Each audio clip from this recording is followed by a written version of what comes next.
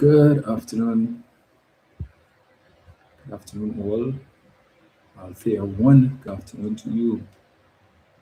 Horace Shockness, good afternoon to you. Carol Myers.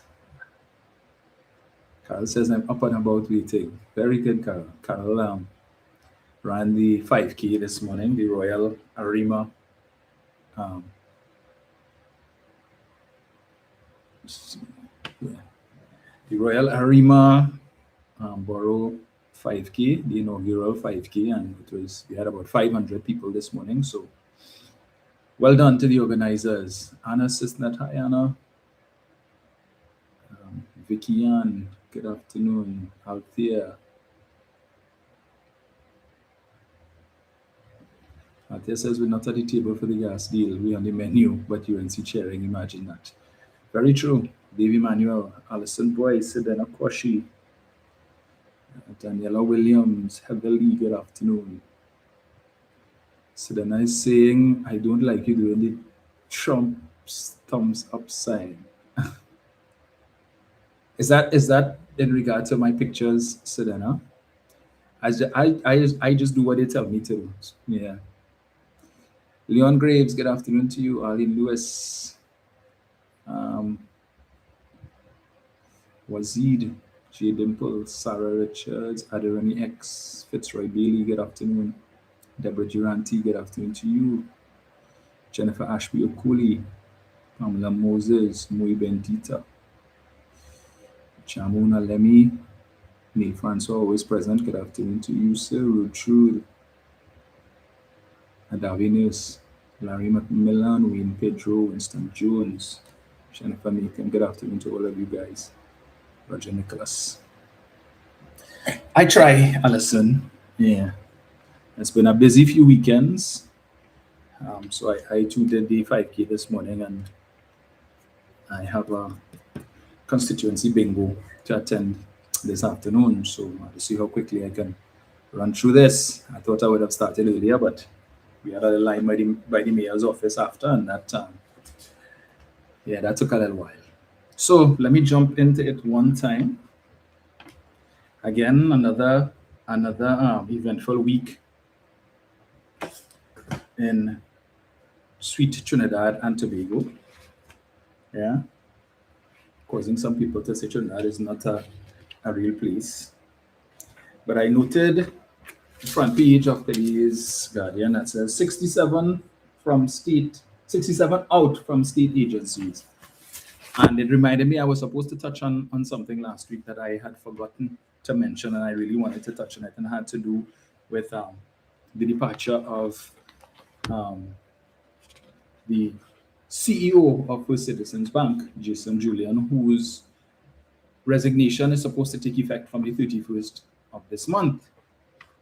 And I think that was a story that really and truly did not get sufficient coverage. With everything else that is happening, you have to hand it to this government. They're very, very good at distractions, because as soon as a major story that really should occupy the headlines or should be a talking point for a couple of days, not lasting more than a day, because every day is something else with this government. So you really can't deal with any issues in the way that it should be dealt with. And I'll give them kudos for that. They're very good at distractions. But seeing as how that is the headline, let me start by touching on that first. Right? So it says 67 gone from state boards, public offices in 14 months. Former head of public service says it is not good for stability. A wave of departures and firings. This is supposed to be the loving, caring, benevolent government, right? And it says that in less than 14 months, 67 individuals on state boards or in public offices have either left their positions, been fired, or been placed on administrative leave. The 67 people include those who resigned, were terminated, sent on leave, forced into pre-retirement, had their appointments revoked, departed due to health issues, or entered into mutual separation agreements under the United National Congress administration. And many of these individuals were CEOs, directors, executive members, chairmen, and managers. Now, we know when a new government comes into office, it is customary for state boards, directors on state boards to resign, right? Because really and truly, these boards are supposed to execute policy of the government that would have appointed them. Now, that is not something that I necessarily agree with because, as I say, you need to be able to see people as citizens first, rather than party hacks or political appointees. And I think credit to the PNM, some people may say otherwise, they would have recognized that when they came into office back in 2015. And of course, there was complaints from several PNM persons, criticisms of the last administration in circumstances where they would have made the choice or the decision to retain some of the chairmen and directors of boards that had been appointed by the People's Partnership. And I could tell you that there was some merit in that because the board that I sat on for 6 years, the board of the National Trust, the government would have kept most of the persons who the UNC would have, the People's Partnership who would have appointed to that board between 2010 to 2015. The former chairman, Margaret McDowell Thompson, former deputy chairman, Nisha Ghani, secretary, Candice Ramcharan. I know they kept those three and a couple other persons as well. And it was because of their institutional knowledge, their backgrounds, their professional backgrounds, and they recognized that these people had skill sets that is necessary for a board like the National Trust. They also served on I think, an entity called Citizens for Conservation. So they had genuine interest in conserving, protecting natural and built heritage. Right now, as I said, since in the 15 months since we resigned, that entity remains without a board. They are unable to hold their AGM. I understand that they've not been receiving PSIP funds, which is the Public Sector Investment Program funds. They're not getting any of that from the government to be able to continue the many projects that the last board would have started. Projects on Nelson Island, which the government stated a couple months ago that they wanted to rename. Ongoing projects at Banwari Trace, I think in Urupuch West, which is where they would have found the 5,000-year-old skeleton some years ago. And that site fell under the National Trust, and they were doing work there as well, up to the point when I left. They are still without a board. And I'm hearing that the new line minister for that entity, which is the Member of Parliament for Mayaro, Nicholas Morris, would have had occasion to speak with some of the former board members, and he would have indicated that they will be appointing a board soon, but it would not be from the perspective of persons who have a background in heritage, but just political appointees. So, hey, you want a board position, you want to work, no problem. We just put you there. That is an entity that you need to be very careful in terms of who you put. You can't just put every and anybody. But this government doing whatever it is they want. So we see all of these people who are gone. Former CEO of WASA, Keith Roy Halliday, remember that? Got bust the man throat as soon as they came in, and then we had the Minister of Public Utilities describe him as a failure. Former Chief of Defense Staff, Daryl Daniel. Former Director of National Enterprises Limited, David Robinson. Former FCB Deputy CEO, Neela Munilal Kisoon. Angostura Holdings Limited Deputy CEO, Rahim Mohammed. Former Chairman of Paria Fuel, well, she was appointed by this UNC government and she left under circumstances that people asked questioning because she didn't last as long as the Red House fire. And these appointments are usually at least 3 years. And I'm referring, of course, to Nairi Alfonso, former Central Bank Governor, Dr. Alvin Hilaire. And we know the contentious circumstances under which he left, and he's currently suing the state for, I think, some $10 million or so. And it is already very difficult to get qualified people to offer themselves to serve on state entities or to work for state entities. One, because the private sector pays more, the benefits are better. So when it is that you get these people who are highly qualified to say, you know what, I'm willing to take one for the team and offer myself to serve, to work for the government, you don't really want to get rid of these people. But we keep hearing from persons who are losing their jobs on a daily basis in the public sector, whose contracts are not being renewed, whose contracts are being brought to an end prematurely, so that they can be replaced by UNC party hacks, people who are unqualified.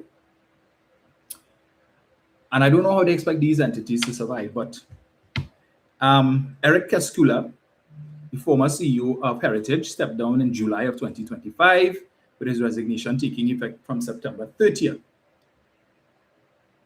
The same day Keskula announced his departure, National Energy President Vernon Paltu proceeded on pre-retirement leave after serving for more than 2 decades at the state-owned energy facility. Paltu went on retirement leave ahead of his official retirement in April.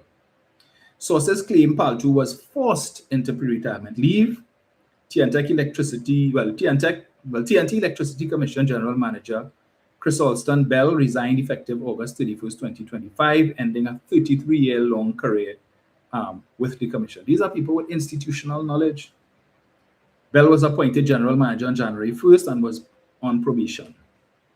It was reported that FCB's group CEO Karen Darbesi had resigned from her post, but she had proceeded on vacation leave last August, months ahead of her retirement from the company. And then we know how that turned out, where there was a contention between them saying that she resigned and she saying that she was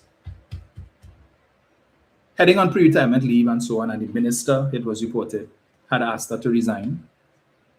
Similar circumstances with the former central bank governor, who had a meeting with the minister of planning, again, and some letter was written asking him to resign and so on, and we know how that went. After serving the LSA for 13 years, Hazza Hossain resigned in August of 2025. Shali Sultan Khan was appointed to act.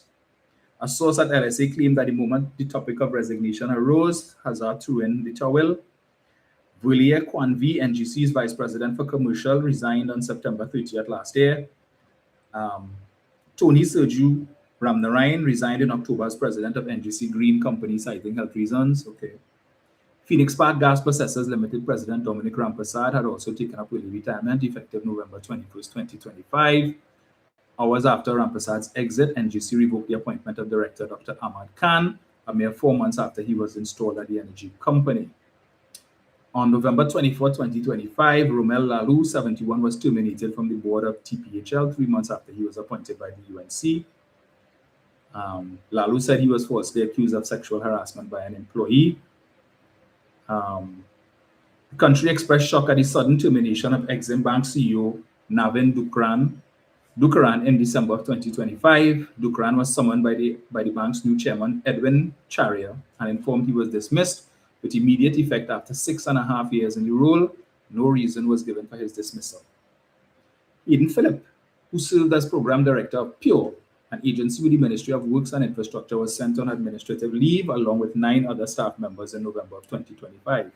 Some of you all may recall Mr. Phillips, the Rasta, who used to be all over under the last administration, and he was there even before that, right? So it was a shock to many people when we saw that he had been terminated. Appointed on August 1st, 2025 as president of Point Lisas Industrial Development Corporation Limited, Curtis Denny resigned on December 31st. Retired head of the public service, Reynald Cooper, said people resign, take early retirement, or are dismissed from state boards for various reasons. However, Cooper said when members of state boards leave in rapid succession, there are repercussions. When you have a change in managers very regularly, you have the new person coming in and has to learn the work and learn it very fast. And most likely, they may make errors based on inexperience, but it does affect the stability of the public service when you have those changes happening on a frequent basis. He said if someone is dismissed, they should be told why. To summarize, persons who have been dismissed or asked to resign should be given a reason so they will know. The person should be made to defend themselves, either accept it or defend it. So, the state of affairs in Trinidad and Tobago, right? And we keep hearing all over the place, the Antec and stuff. UNC lackeys are being appointed. They have no no experience, no background, but they're just getting jobs in these entities simply because they support the UNC and they're somebody's friend. And we, as the primary shareholders for these entities, should be very concerned. Case in point, First Citizens Bank, as I mentioned just now. So a 10%, a 10% decline in their profits over 9 months. Right, let me get this. First Citizens' profit falls 10.2% amid higher costs and credit impairments. Hear that? Higher costs and credit impairments. And of course, you try to say blame the PNM. Everything is blame the PNM, blame the PNM. First Citizens Group Financial Holdings Limited has reported a 10.2% decline in profit after tax for 9 months ended June 30th, 2026, as higher credit impairment charges, funding costs, and a new commercial asset levy weighed on earnings. The majority state-owned financial group recorded profit after tax of $645 million, down $73.6 million from the $719 million earned during the corresponding period in 2025. What affected profits? According to Chairman Shankar Bidesi, several factors contributed to the reduction in earnings, and these included higher credit impairment charges, rising funding costs, tighter liquidity conditions, and the introduction of the commercial asset levy applicable to licensed financial institutions. And when we had the budget debate last year, and I told Tanku that your asset levy on banks and insurance companies, and what was the impetus we were told for that? Well, I know the banks and them, they're greedy, and they're digging out their customers' eyes, and they're charging all these bank fees and so on, and low interest rates and all of that. Okay, on your deposits and so on. And we were saying, come on, this is really an income generating or revenue generating measure. Don't come and give us that cock and bull story. Right? But he insisted. And we told them the impact. They expected to get $500 and some odd million annually from this measure. And I told again Tanku in the debate, how can you say that? How can you have a static figure in terms of the anticipated revenue from this measure if you are charging a levy on assets and assets grow every year? So obviously, it wouldn't stay at 500 and something million. As the bank's assets grows and as the insurance company's assets grow, obviously the amount that you're going to be taking from these people is going to increase. And by my calculations, over a 5-year period, the total amount of money, just based on the rate at which Republic Bank that I used as the example, based on the rate at which their assets have been growing, what you're going to find, Republic Bank that has been averaging about $2 billion a year in profits, that at the end of a 5-year period, this government's 5-year period, Republic Bank would have paid over $2 billion in asset levy, equivalent to 1 year's profits. So this government is actually going to be taking away 1 year's profits from Republic Bank shareholders, some of whom are just ordinary citizens who had the presence of mind years ago to invest their money in Republic Bank shares, some of whom are Republic Bank workers, current workers, because Republic Bank has an employee profit sharing plan where at the end of every year, they don't get bonuses, they get profit sharing. So I think based on when I was there, 6% of the bank's annual profits is allocated to staff for profit sharing. And they give you an option to take a percentage in cash and a percentage remains in shares, but you must take some percentage in shares. Again, when I was there, it was 60-40. I know Carol Myers would be able to bear me out on that. I don't know. I think they've since changed the allocation. But ordinary staff members, staff members who depend on that dividend every 6 months to be able to assist them with their retirement expenses. You're taking money out of the pockets of these people who have invested in, I think is it the NIF, or I think it's NIF or NIF, I think, that is holding the Republic Bank shares that is owned by the government, the 56% shareholding or so. That when you introduce this asset levy and that quantum of money that you are taking annually, that is money that should have been going in dividends to people, ordinary citizens and others who took their money, who didn't listen to Kamla Prasad Bisasa when she told them, don't invest your money in NIF That is a Ponzi scheme. And people who say, you're talking rubbish, you just on propaganda, tomfoolery, fakery in the bakery, didn't listen to her, right? Instead, chose to listen to the PNM and went and took their money, invested in NIF. And since 2018 to now, they've been getting their dividends every 6 months. And that's a little extra kakadara they get in. Far more than if they had just left that money in the bank or the unit trust or any credit union or something.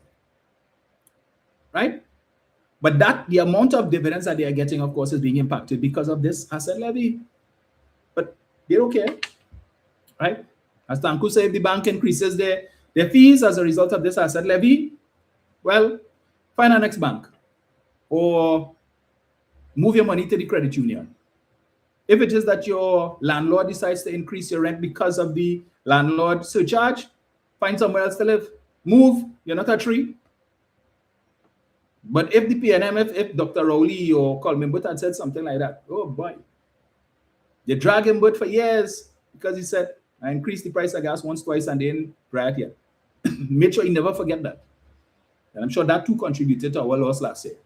But Tanku say, if you are incurring penalties because of my policy, well, fix your next. Either you move, find some place else to live. I don't care. Whatever. I going through with this. Because he doesn't have that problem because he's not renting. Right? He gets $12,500 every month as a minister. He gets $12,500 a month as a housing allowance. Okay? He can pay a mortgage for that. You not getting that. So he couldn't care if you had to move. But of course, the fully dunce who support that party, they applaud that. Some of them renting, some of them facing the challenges that his stupid policy caused. But they're still going and clap for him like a silk seal. I've said it before and I'll say it again and I'll continue to say it. UNC supporters are some of the most hypocritical, deceitful, and dangerous citizens in this country. But we will talk on that a little more. The other thing that was mentioned there, of course, which was attributed to the reduction in profit by some 73 million was credit impairment costs. What is that? Well, losses as a result of people not paying their loans. Because when you fire a man, right, when his contract is prematurely ended, when you don't renew the man contract, when you shut down programs that people were making a little kakada from and they were able to, get a little small loan, because they're saving the money in the susu, and they put a little money in the bank to build up a little collateral or so to be able to take a loan. All of these things has an impact. Whether it is a man take a mortgage, a big mortgage, right? And he's working with a company for years, state-owned company, and then you just come in and bust the man throat just so for no reason. I say, well, you're doing good work, but hard luck there. You just gotta go. And no income, because it is not easy to find a job in this country under this administration, no matter how qualified you are. And even if you are able to find a job, perhaps you're not going to get the same salary that you were making before. And so people are defaulting on their mortgages. So their homes are at risk. The roof over their head. Some of them voted for the UNC. When UNC wins, yellow is the code. Yeah? Now tarpaulin is your code. Yellow tarpaulin. Right? You went from home ownership to having to rent. Why? Because me like Rowley and Rowley's a old dog and Rowley's this and Rowley that and the PNM and 60 years the day and all kind of nonsense. Thought you were going to get 10%, you got minus 10. Zokes. Because you lost your work, no back pay. You're still here in 60-40 and they're taking forever to settle up on that. They announced 10%, but look what is happening with Wassa. Foolisha. Get fooled.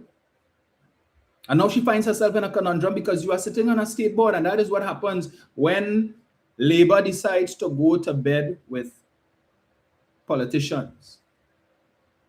When Labour capitulates at the altar of expediency. When you bring in your own personal views and feelings to bear on how you are running the union. You don't like the PNM. You are the president. You don't like paying them. That's your business. But you have to understand that you represent people who support the PNM. And when you feel that you mount a platform and bad talking the PNM, how can that thing and Rowley and this and remember when they tell Oli you could get your pay raise, but it can cost you your job? Dr. Rowley said that. And it came to pass under this administration. Yeah, you get your 10%. And now you're without work. Unfortunately, still waiting for your 10% back pay. Right? So poor Felicia finds herself in this situation. What is she to do? You put yourself there. So you can't rough up the government as you would like to. Your predecessor, Watson Duke, well, he eating our food too because he's a consultant making tens of thousands of dollars a month. So in fact, I think the income he's earning is far better than what he would have earned as an assemblyman. So he good. He had nothing to say. So all of these voices that were there to jam the PNM between 2015 to 2025, many of them eating our food from this government now. So everybody quiet. Where is Roger? Unless you all hear from him every now and again. Well, we heard from him on the 19th of June, and since then he has gone back into hibernation. Right? Where is the militancy that they had for the PNM in the last 2 or 3 years of office? Where are all these people? Where are all the comrades? Now they're in war with CWU. They're sending out letters to CWU to let them know, listen, the phone services is an essential service and all they can't protest and all they can't this and that. And now Felicia is telling WASA workers, well, no work as per usual. No, that is, you can't help but laugh at that. No work as per usual. And citizens saying, but that makes sense because clearly they weren't working before because the struggles for water for the last 15 months. Many areas continue to say that the water problems they are facing now are unprecedented. They never experienced that before. You know, many of my constituents telling me that. I have said it. I have said it. We have a schedule 3 days a week, which we had no problem with. Many people who have tanks will tell you, we cool with that. Right? The water comes Tuesday, Thursday, Saturday. We good. Most times the pressure is good, except for certain areas, and it lasts long enough so that your tanks could full and you're good to go. Now, we have not had water in over a week. Again, unprecedented. Some areas haven't had water in 2 weeks, 3 weeks. Every day I have to be messaging the WASA rep for this area. If I'm not asking to find out, well, what's going on with this area, what's going on with that area, when can they expect a pipe-borne supply, I have to provide them with a list of people who have messaged me stating that their tanks are empty. They need water because they have children to send, well, not to send to school, but even when school was open, right? I told you all from since complaints and I played the recording from you from one parent who is also a teacher, had to complain that on SCA morning, no water.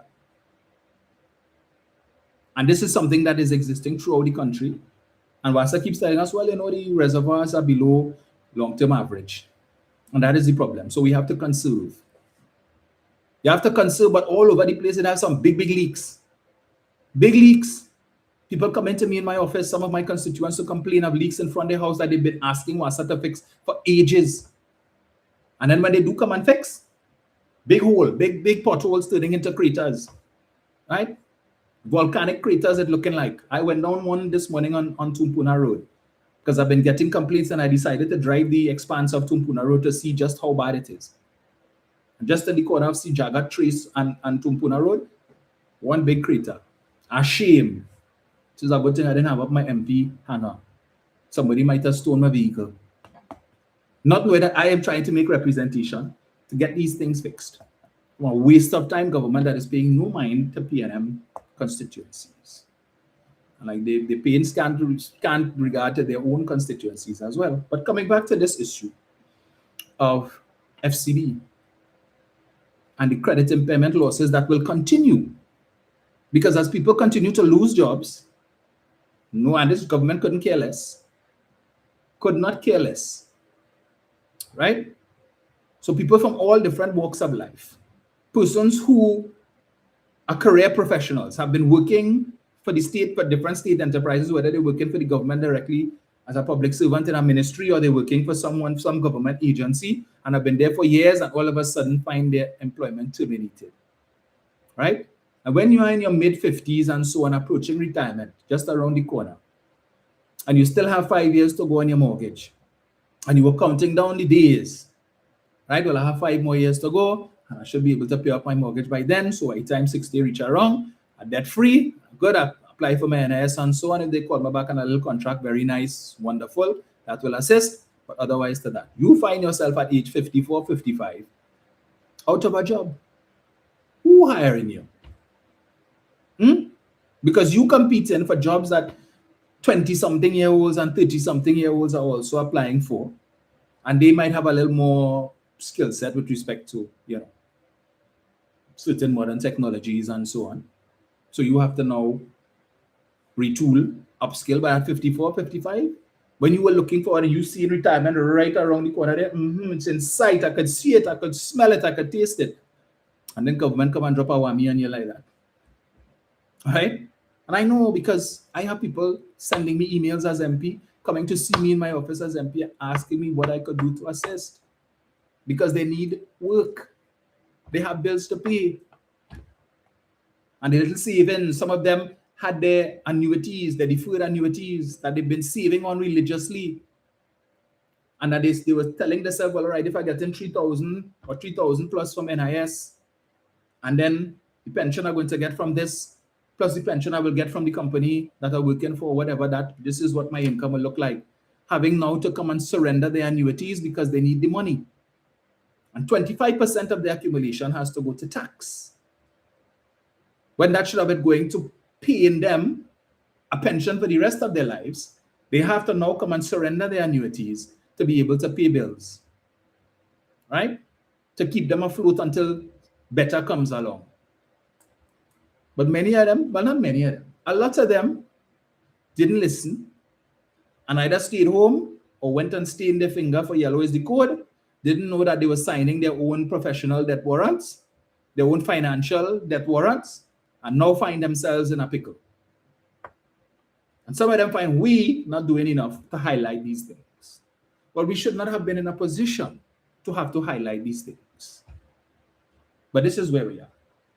So, and while this is this circumstance facing First Citizens Bank, I am certain that every other bank is facing the same situation as well. And while it may not necessarily be reflected in their profits, the fact of the matter is it is, because their profits could have been higher. Because I'm sure every single commercial bank in this country has persons who have lost their jobs over the last 15 months thanks to this wicked government. But I keep making the point, at the end of every month, every single member of the government, all 26 of them, who sit in the lower house, because Mrs. Prasad Bisesa made sure to create the largest cabinet in this country's history. And I have to say cabinet because I am seeing pictures of non-cabinet, who should be non-cabinet ministers sitting in on cabinet meetings. Based on what I understand, you have cabinet ministers and non-cabinet ministers. Junior ministers, ministers in the ministry of, and not in the cabinet, right? They're part of the government. But when you see they're taking out these stock photos of cabinet meetings and you're seeing more kind of junior ministers sitting around the table and so on, so the largest cabinet in the country's history, every single member of the lower house on the government bench is either a minister in a ministry, a parliamentary secretary. In the upper house, almost every senator on the government side is either a minister in the ministry of, or parliamentary secretary. The only one person didn't get through, and that was Brian Baig. And I think he's since been replaced by Senator Daniel Rashid, who is I believe, the chairman of the UNC Youth League. Who's the only one who doesn't have a ministry, but probably working with some minister or somewhere, so is still getting some kind of remuneration. Right? But when they collect the big salary every month, the $50-something thousand base pay plus 6,000 and change as traveling allowance, and the 12,500 as housing allowance, and all these different things, and they still get paid as members of parliament, elected MPs or senators. You think they could feel your pain? No, they can't. And that is why it's so easy for them to bust people throat. That is why it was so easy for them to get rid of CPEP and get rid of URP and forestry, because they told themselves that these are primarily PNM. The majority of people who work in these programs are PNM supporters. So it doesn't impact their vote bank, but it does.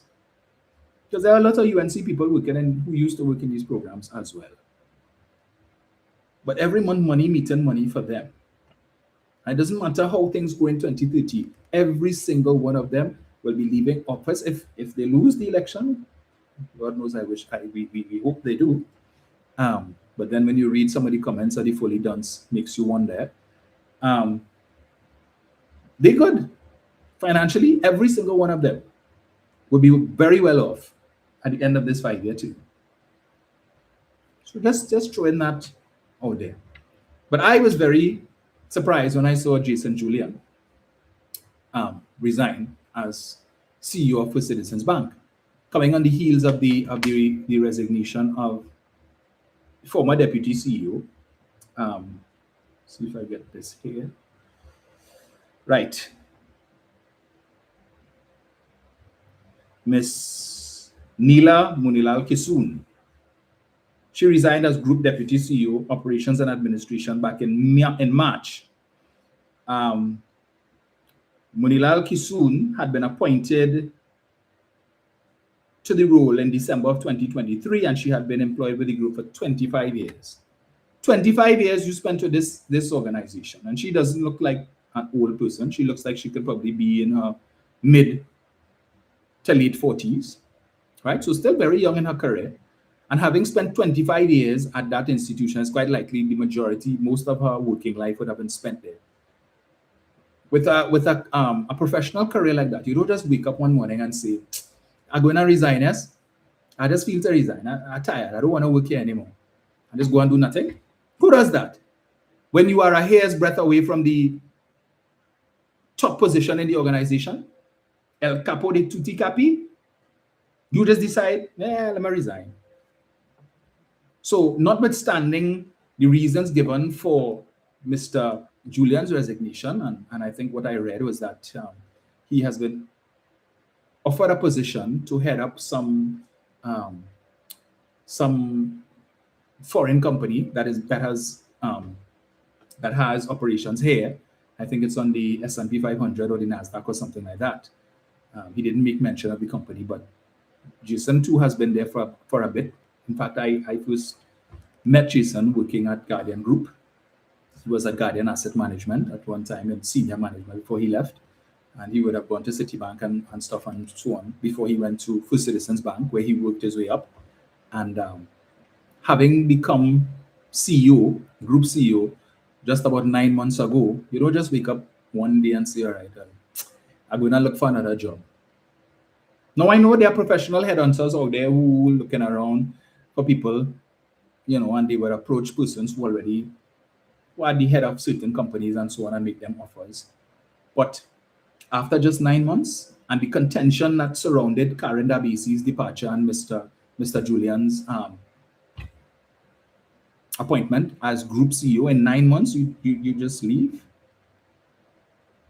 When you've not had an opportunity to leave a legacy or really make an impact on the organization as you would like to.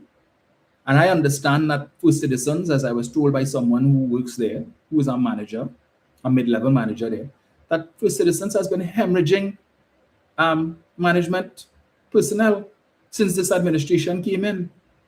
Hemorrhaging management personnel. These two are the only ones that have left across the board. And these things, unfortunately, can have an impact on the organization. We know a few months ago there was the whole bacchanal with the board and some whistleblowing issue and Sterling Frost and all kind of bacchanal. The full details of that we did not get, right? But this is a state-owned bank, one of two. And whatever is causing that hemorrhage there, we have to be concerned that we may see similar happenings over at Republic Bank. Because when this government came in, they made their point that they are going to stamp their presence on the board of Republic. And I can tell you, staff at Republic are very uneasy over that. Very uneasy. But this is what it is. And Where are again, I keep using this term men and women of letters as coined by former President Anthony Carmona. Where are these men and women of letters who we expect to use their voices of influence to speak out on these matters and hold the government to book? Because the government, they have no time with us. They have no time with the opposition. Everything is that we are obstructionists and we jealous and we just don't want to see the country do well and we want to see the government fail and everything. And they're fully done supporters talking the same rubbish. Imagine your party is in power. After 10 years, you'll finally get back into office. And instead of using your time and your space to big up your government and all the achievements that they've accomplished, which ain't much, everything is a comparison with what the PNM did. Everything. So they make an announcement that their supporters feels is great and wonderful. All right, no problem. PNM supporters must be vexed. PNM supporters, just now you see Stuart Young and Penny call a press conference to say that this is PNM did this. Everything is PNM. Oh gosh, if you feel the government has done something good, big them up. You can't big them up without mentioning PNM. Why you all feel we vex? We aren't upset. We are citizens first and we want to see the country do well. And whether it happens under us or happens under this current administration because of the groundwork that we laid, it is what it is. But the belief by UNC supporters that PNM ain't want to hear that, and PNM supporters must be crying, and PNM support everything PNM supporters and PNM supporters. It just goes to show the mindset of UNC supporters for the 10 years that the PNM was there, that every time something happened that seemed positive for the country, you all were upset. You all were vexed. You all were not happy with it because you felt that it was going to improve the PNM's chances of retaining office. And so that same stupid mindset that you all had, you all figured that the PNM is the same. Well, we are not so. If it is that something happens that the PNM would have laid the groundwork for or made a contribution to that happening now, then we will speak about it. And the facts are there. A lot of what is happening now in the energy sector, because we know Dr. Rowley and Stuart Young and the last administration kept saying, all right, we had to tighten our belt a little bit, hold a little strain, but come 2027, 2028, things will get better. And any UNC supporter who says that that is not so, you are a damn liar. The evidence is there to show. We kept hearing about 27, 28, all of these names, Kokina Mannequin, Lauren Manatee, Dragon, these names didn't come about after April 28, 2025. But some of them behaving like if, all of us said, what? Wait, this government was able to accomplish more in 1 year than the PNM did in 60 years. That's a rubbish. So, but for some of them, this is the first time they hear about Kokina Mannequin. Or as one UWI professor would say, Manakin and Manati. Right? First time they hear about that. Yeah, because clearly you all were living under a rock for the 10 years that the PNM was in office. You all were like Rip Van Winkle, asleep for 20. And they suddenly wake up and, wow, look at all these things happening. And all them trips Stuart Young was making was for naught. And it really? So the 20-year and the 30-year license that forms the basis for all of these, for many of these projects, the main projects, that was nothing. That was nothing. PNM had no involvement in that. No, everything. I would just want, no, before, we will come to that just now. Right? We'll come to that. But just to say, all right, we should be concerned about people, professionals of that caliber. And this is a government, when they were in opposition, kept talking about brain drain and brain drain and brain drain. But you're causing a domestic brain drain. We need qualified people to offer themselves to serve in the public sector, whether it's in the government directly or in executive level management on state enterprises. And when it is that people are seeing, or potential future employees who are currently in the private sector are seeing what is taking place, saying, nah, not me now. I good here, pal. I good. Me, go and put myself there, give up my tenure here to go across there to make a contribution, and then in 2 years' time, 3 years' time, they bust my throat and I'm without a job. Nah, it's okay. Keep all your work. That is why you're seeing so many advertisements appearing in the newspapers and social media for executive level management positions for a number of state entities.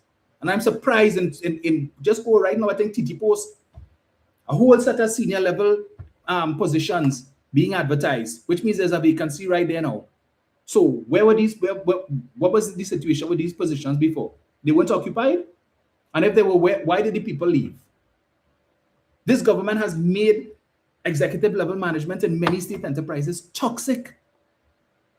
They're bringing in people who want to talk to people however they want. Well, I hear no, the minister put me here, I'm in charge. The same kind of stupid mentality that they have in the parliament. They're bringing in people who have the same dotish mentality and taking it into work environments that before were peaceful and making them toxic, and people can't take it and they just leave it. They don't care that they don't have another job to go to. They just can't take it anymore and leaving. And it's impacting the running of these enterprises. But where are the voices to talk about it? Everybody only sending thing, chirrup, pusur, sending us information in WhatsApp messages or in your inbox. And don't mention my name, eh? But I just wanted you all to raise this issue. And I want you all to raise that issue. And you may not be aware, but this is going on and that is going on. The people are afraid that they would be victimized. You all heard Marvin, for those of you who listened to the press conference yesterday post General Counsel, when Marvin would have spoken about the challenges that the PNM is currently facing in finding a location to host our AGM in November. Why? Because the places that we would have approached before and would have been approved, these approvals are now being rescinded. So you mentioned Queen's Hall, they tell us now, forget that. Find somewhere else. Napa unavailable, Sapa unavailable, Queen's Park Savannah unavailable. Everywhere is unavailable. But that's all right. Where there is a will, there is a way. And see that as the continued attack on the PNM. So if it is they're not attacking Balize House with all the allegations, this bald-headed clown, this consummate dunce, right? This alcoholic, this rum cork, who should be behind bars for live sport, going on radio station, the Echo Chamber, the UNC Echo Chamber, better known as TTT. Going on the radio station there where there's a set of lackeys that receiving taxpayers' money to bad talk the opposition and the former administration from 6 in the morning until 8 in the night. Your taxpayers' money funding these mouthpieces. Going there to talk a set of rubbish about PNM and how Balize House built and so on. This matter is before the court. But he coming to make pronouncements and put things out there in the public domain. Where are the legal minds to say, hey? But some PNM people cause us to be in this position. So it is what it is. Right? It is what it is. OPR flags flaws in selection of HDC's cancelled $3.4 billion project. Releases report months after complaints raised. The Office of Procurement Regulation has found problems in how the HDC selected and checked companies for its cancelled $3.4 billion housing project. The findings are the latest in a series of OPR interventions involving HDC procurement, including complaints and challenges over other major housing projects. The one-page statement was published in the OPR website on July 29, 6 weeks after HDC cancelled the process. It said in carrying out its inquiry, the office reviewed and assessed the record of procurement proceedings, supporting documentation, explanations, and clarifications provided by the HDC, relevant data from the procurement depository, and other verifiable records available in the public domain.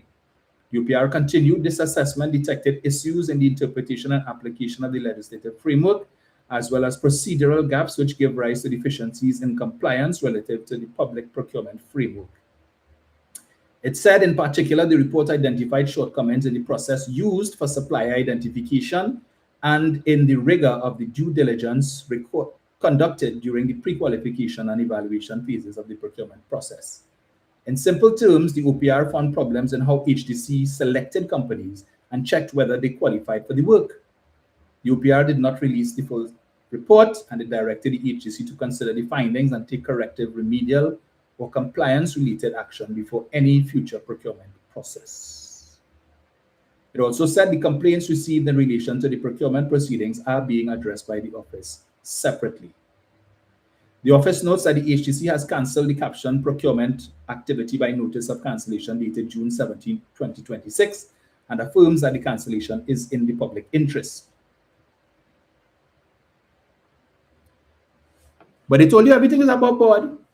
Yeah, Philip Alexander decided to do a whole lie to tell you, see, everything was above board. We told you also. And based on the findings of the OPR, there was nothing wrong with any of the contracts that were given to any of the contractors. Everything was good. Everything was perfect. Now the OPR is saying something different. They could not wait to start the thievery. They couldn't wait to start the bubble and the corruption. We kept asking the question, since they want to know where Balize House get money, where the PNM get money to renovate Balize House and to build the companion building. Well, in due course, all of that will be dealt with and revealed, right? But we asked the question, where did the UNC get the money to fund the campaign? We know they outspent the PNM by millions of dollars. Where did that money come from? The fully done's not interested in that. A party that has been knocking from pillar to post for years like the littlest hobo, right? Homeless after they were kicked out unceremoniously from Rienzi Complex. But they had millions and tens of millions and hundreds of millions of dollars to spend on the election campaign. That long before the election date was even called, before the bell was even rung, they were already blocking spots on television and on the radio. Long before. Where did that money come from? When last you see the UNC had a fundraiser to be able to do that? How was that funded? The fully done's not interested in that, right? Because the PNM corrupt, the PNM invent corruption. PNM build a whole airport terminal in Tobago, no corruption. You all could lay claim to the same thing? You all build an airport terminal in Piaco, corruption galore. Corruption galore, according to your former prime minister. A feeding frenzy, a milch cow. No such claims made against the airport terminal in Tobago, right? The only thing you all could have tried to come up with, well, it was over budget and the timeline, right? All because of COVID, because the construction industry had to shut down during COVID, and of course that had the timeline for construction had to be extended, and the supply chain issues and challenges that came about as a result of COVID would have resulted in the shortage of certain materials and the increase in the price. That's all you all could have come up with, and all kind of stupidness, but that's why Lisa Morris, Julian, and she blew the whistle and that, and that's why she was killed, and all kind of foolishness you all came up with. But at the end of the day, here we are. The airport terminal is supposed to be opened in a couple months' time. No corruption. No corruption, UNC supporters. You all could take a page from the PNM's book. Where you see when all they like to accuse the PNM, oh, corruption, the thief, and the thief, and the thief, 10 years, how much the thief? I have said this before and I will repeat it. The People's Partnership left the PNM a platinum platter of projects which would have allowed them to steal hundreds of millions of dollars. First among them, the Curep interchange that the People's Partnership government said would cost 503 million. The PNM built it for 221 million. Right? That's almost 300 million they could have thief if they wanted to. Say, well, the UNC say the project will cost 503. Well, we're going with that. But we will find the contractor who will do it for 221 and we thief the difference. They could have done that. They didn't do that. And they made a point to let you, the citizens, know we saved you hundreds of millions of dollars on that one project. Right? Munila come and say, well, it must be cheaper. And all the changes scope of work. So I ended working now. President's house. 5 years, 3 months, and 14 days, they left it at his. All they did was to put up a canopy, which probably cost you a ton of money. Jack Warner, then Minister of Works and Infrastructure, told the then President Max Richards, don't worry, before you demit office as president, you will move into President's house. Never happened. They put a canopy and left it so. Then coming down to the end of the term, they told us it would cost $169 million to renovate President's house and to bring it up to scratch. PNM did it for 89 million, a difference of 80 million. They could have done the same thing and say, well, 169 million UNC say, we going with that. We just going with what they say. So they can't come now and accuse us of inflating the budget because this is what we inherited from you. So we will go with the 169. We will get the contractor who will do it for the 89 and we'll thief 80. They could have do that. That would have been able to build how many Balize House? Going again. The renovation of the Red House, the UNC budget was $950 million. The PNM did it for 441. A difference of some 500 million. They could have said, well, UNC say 950, we go in with 950, we'll T 500 million. How many more Balize houses that could have built? But did they do that? No. And at each occasion, they kept telling you all, these are the savings. This is how much we saved. This is how much we saved. Brian Lara Stadium that they maligned for years or 5 years.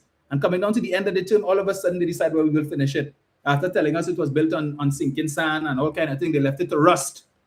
Did nothing. Lost office. 150 million Munilal said it would cost. The PNM came in and did it for 91 million. A difference of some 59 million. They could achieve that too. How many Balize houses that could have built? So all these projects that the PNM came in and met on a platter, could have said we're going with the UNC budget for all of these projects and thief hundreds of millions of dollars. They didn't do that. The Arima Hospital, Grandi Hospital, Point Fortin Hospital, all these things. Could have done that. Didn't do it. PNM thief and the PNM thief and the PNM thief and O'Halloran and Privat and PNM invent corruption. PNM bought 3 brand new ferries. UNC make all kind of allegation all with the two with the INCAT, the Buko Reef and the APT James wrote letter to the Venezuelan Attorney General alleging collusion and corruption between the government of Trinidad and Tobago and the government of Australia. Bring a foreign government into the Cochuran Bacanal, you know. That went nowhere. Nowhere. Right? Along with the Galleons Passage, 3 brand new ferries. No money thief. No corruption. But of course, we know there were allegations of wrongdoing with respect to the acquisition of the lease of the Superfast Galicia, the great Superfast Galicia. Not forget it? Okay. They tell you but thief 2.6 billion. Cannot be accounted for. All of a sudden, they stop talking about that. 15 months now. Taxco is the Minister of Finance. Come in the Parliament and talk all kind of hogwash about all kind of things. Who get bus route pass. They come to tell you about secret list in Tiantec. They come to tell you about something with Keith Scotland. All kind of shopping talk.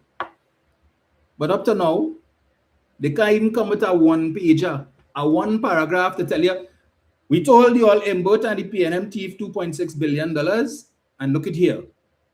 Look at the $2.6 billion they thief. The Auditor General has had opportunity to go into the central bank and to audit the electronic check clearing system, which is what Mr. Mbot told the country that is where the error took place, resulting in the understatement of revenues, right? A matter that had to do with taxes and VAT refunds and so on. He told you all that. But no, the Auditor General say, and the Auditor General say, okay. And the Privy Council say, want to know why Mbot not being investigated, and the Privy Council say Mbot should be investigated. The Privy Council never said that. 1 of 5 judges simply asked, well, why isn't Mr. Mbot the subject of his own inquiry, since the Auditor General has made claims against him in the same way he has made claims against her? Why are we only investigating the claims that Mr. Mbot has made against the Auditor General and not investigating the claims that the Auditor General has made against him, that he tried to bully her and so on? That is what the Privy Council said. But leave it up to the UNC propaganda machine to say Mbot's supposed to be in handcuffs and Mbot's supposed to be in jail because the Privy Council say he should be investigated. Well, when you have the IQ of a rock, we don't expect anything different. And that is, of course, an insult to rocks everywhere. Right? But 15 months later, well, 15 and a half months later, that talk dead. But in their first year, Auditor General report, 36 billion cannot be accounted for. So we went from 2.6 billion that couldn't be accounted for to 36 billion. At least Mr. Mbot was able to give you all an explanation. Up to now, Taxco and tell all you, right? And that just water under the bridge. That is the difference between PNM supporters and UNC supporters. UNC supporters drag that 2.6 billion like that. They beat that like a rented mule. 36 billion unaccounted for.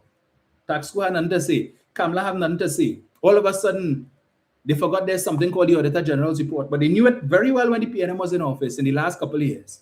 And that just went under the radar and nobody talking about that. Why aren't the PNM supporters dragging that issue the same way the UNC dragged 2.6? Last I checked, 36 billion is more than 2.6. But the UNC was able to inflate that sufficiently to make it a big issue on the election campaign to cost the PNM the election.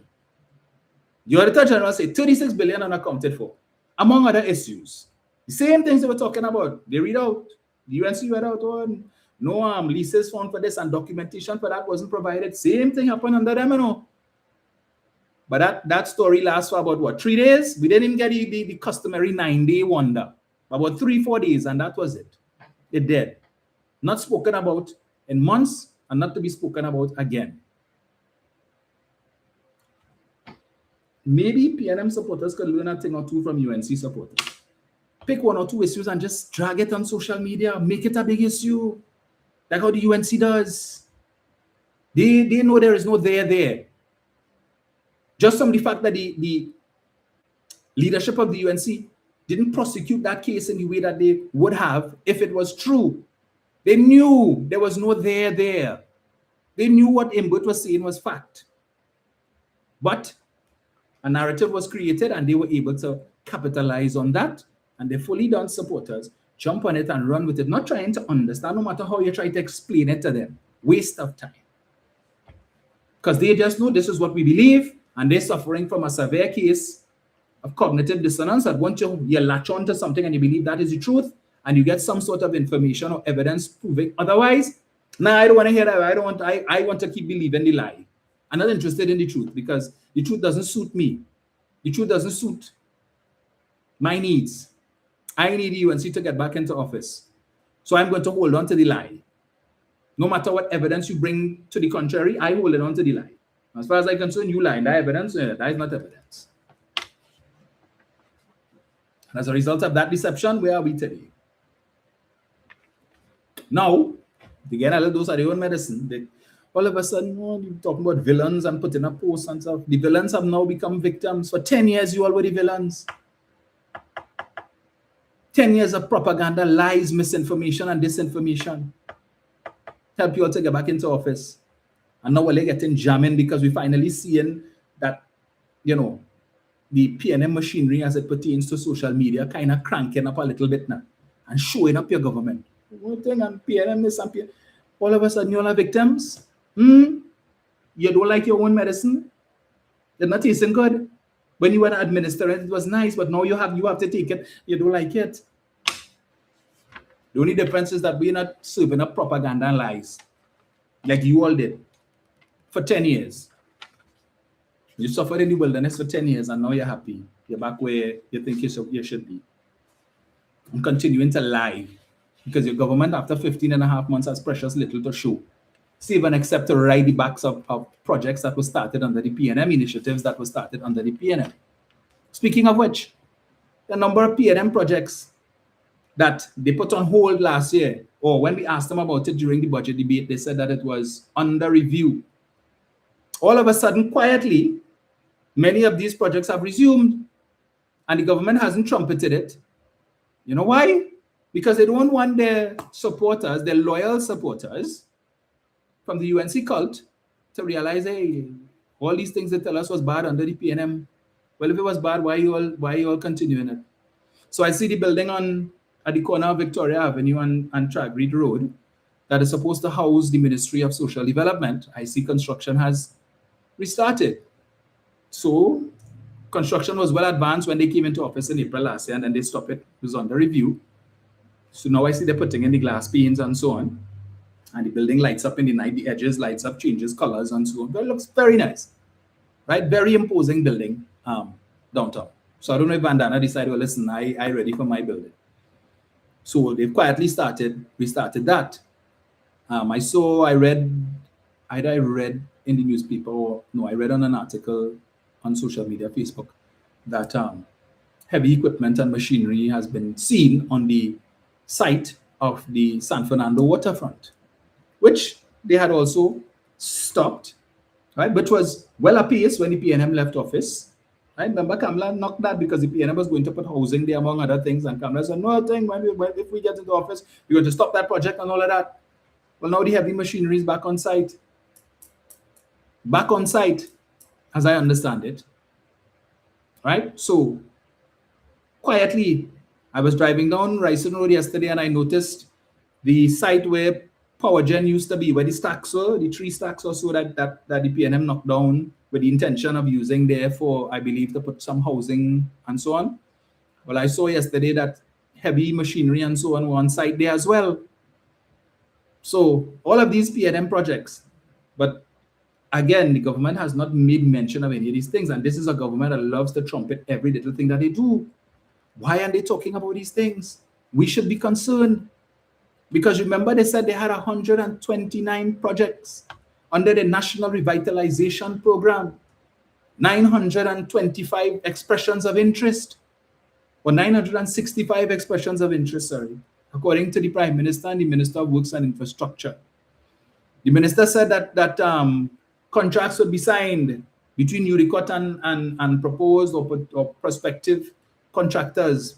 It was supposed to be signed May, June. Then we heard it was extended to September. In light of what took place and what I just read for you here with this OPR matter involving the $3.4 billion housing contracts, where the OPR raised red flags and identified shortcomings in the procurement process, we should be concerned about these projects to inquire who gets it. Was it the original contractors? Were these projects awarded to UNC contractors and financiers who looking to get payback for the monies that they would have expended on the UNC's election campaign? We're asking the question. This is a very important question because, again, monies were not allocated in the budget last year for any of these projects.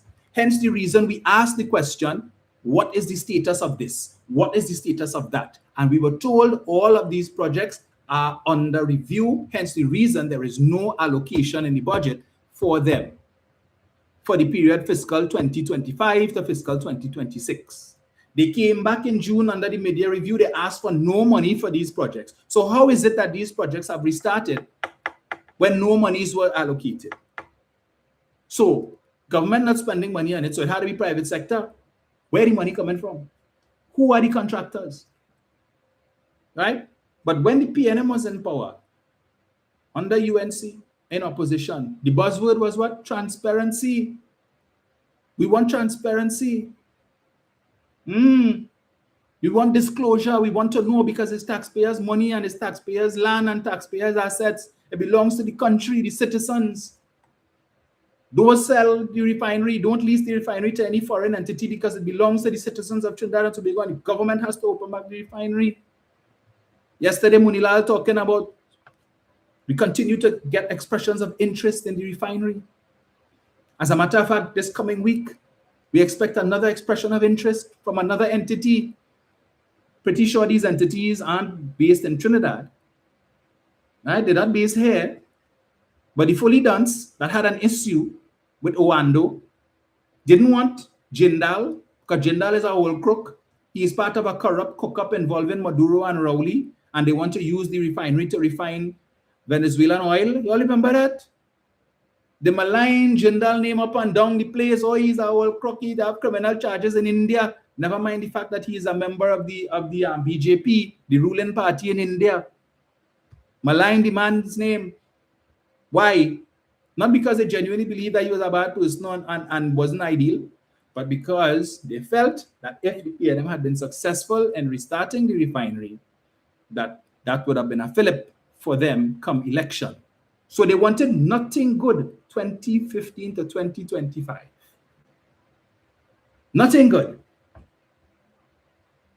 Oh, Maduro is a narco trafficker, but when Kamala was sitting down with him between 2010 and 15, when she went to the Summit of Americas and that infamous video where the two of them having a discussion and she's thanking him for reminding her about some indiscretion that the US had made against him and against Venezuela and so on, and pledging support for him and standing by him and so on. He was not a narco trafficker then.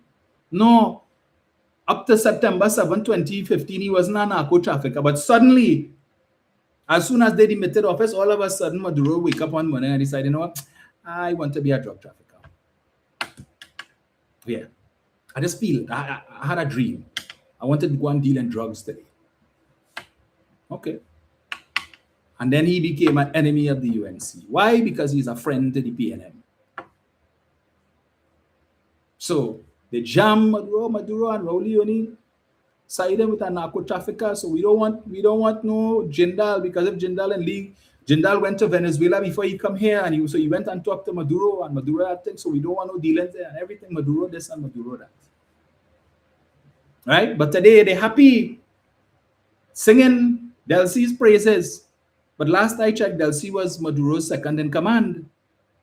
In 2020, when Delcy came here during COVID, they were able to give you the passenger manifest. They know the plane, all the identifying information for the vessel, the aircraft. They knew that the aircraft was a sanctioned aircraft. They know all who was on the plane with Delcy, who came, what she was wearing, what everybody else was wearing. They know the license plate of the vehicle that picked them up in the airport and carried them by wherever to meet with the Prime Minister and the Minister, then Minister of Energy. They know all of that. And the robots all over the place for months, talking about Delcy and Wilma Ruperti and Astrobal Chavez. Y'all remember that? And calling on the US government then to sanction the government of Trinidad and Tobago, to sanction the then Prime Minister, Dr. Rowley, and the Minister of Energy. Because Delcy, the narco trafficker, came here, and Delcy is sanctioned, and she came on a sanctioned plane. But all of a sudden, Delcy today is the savior. The only person removed was Maduro and his wife. Everybody else stayed. So Delcy, who was his second in command, Delcy, who was the rebel, well, not a rebel, but who was the old criminal, according to Anil Roberts and others in the UNC in 2020, 2021, she's no longer that. She's been absolved. So after all maligning the woman for years, she know Delcy and Maduro, all of a sudden, yeah, because Rowley, you know why? Because Rowley was negotiating with the wrong team. Who was the team? That's the nonsense that supporters put in all over Facebook trying to defend the indefensible. The reason why Kamala getting through is because Rowley bet on the wrong side, and Maduro. But Maduro's entire regime stayed, save and except for him leaving, everybody else stayed. The same regime that you all were bashing for years is who they are now. Is who you're depending on. You hypocrites. Hypocrites. There's no way you could defend that. So Delcy was bad 5 years ago, but now she good? Because up north say, well, we let the sanctions on, right? Because it's convenient if it is that we want to get her to play ball. Because we see there is value in Venezuela, and we want to get some of that value. So just by decree, they say, well, she's no longer a narco trafficker. And maybe if Mr. Maduro was willing to play ball as well, not hardball, but was willing to play ball, he too might have received a similar absolution. And what would the fully dons have said? What would they have said? So we are at the middle of August. School is due to open in 3 weeks' time. 3 weeks exactly, right? 3 weeks from now, 3 Sundays from now, children, they will be packing their school bags and readying their shoes and their uniforms and so on to go to school tomorrow.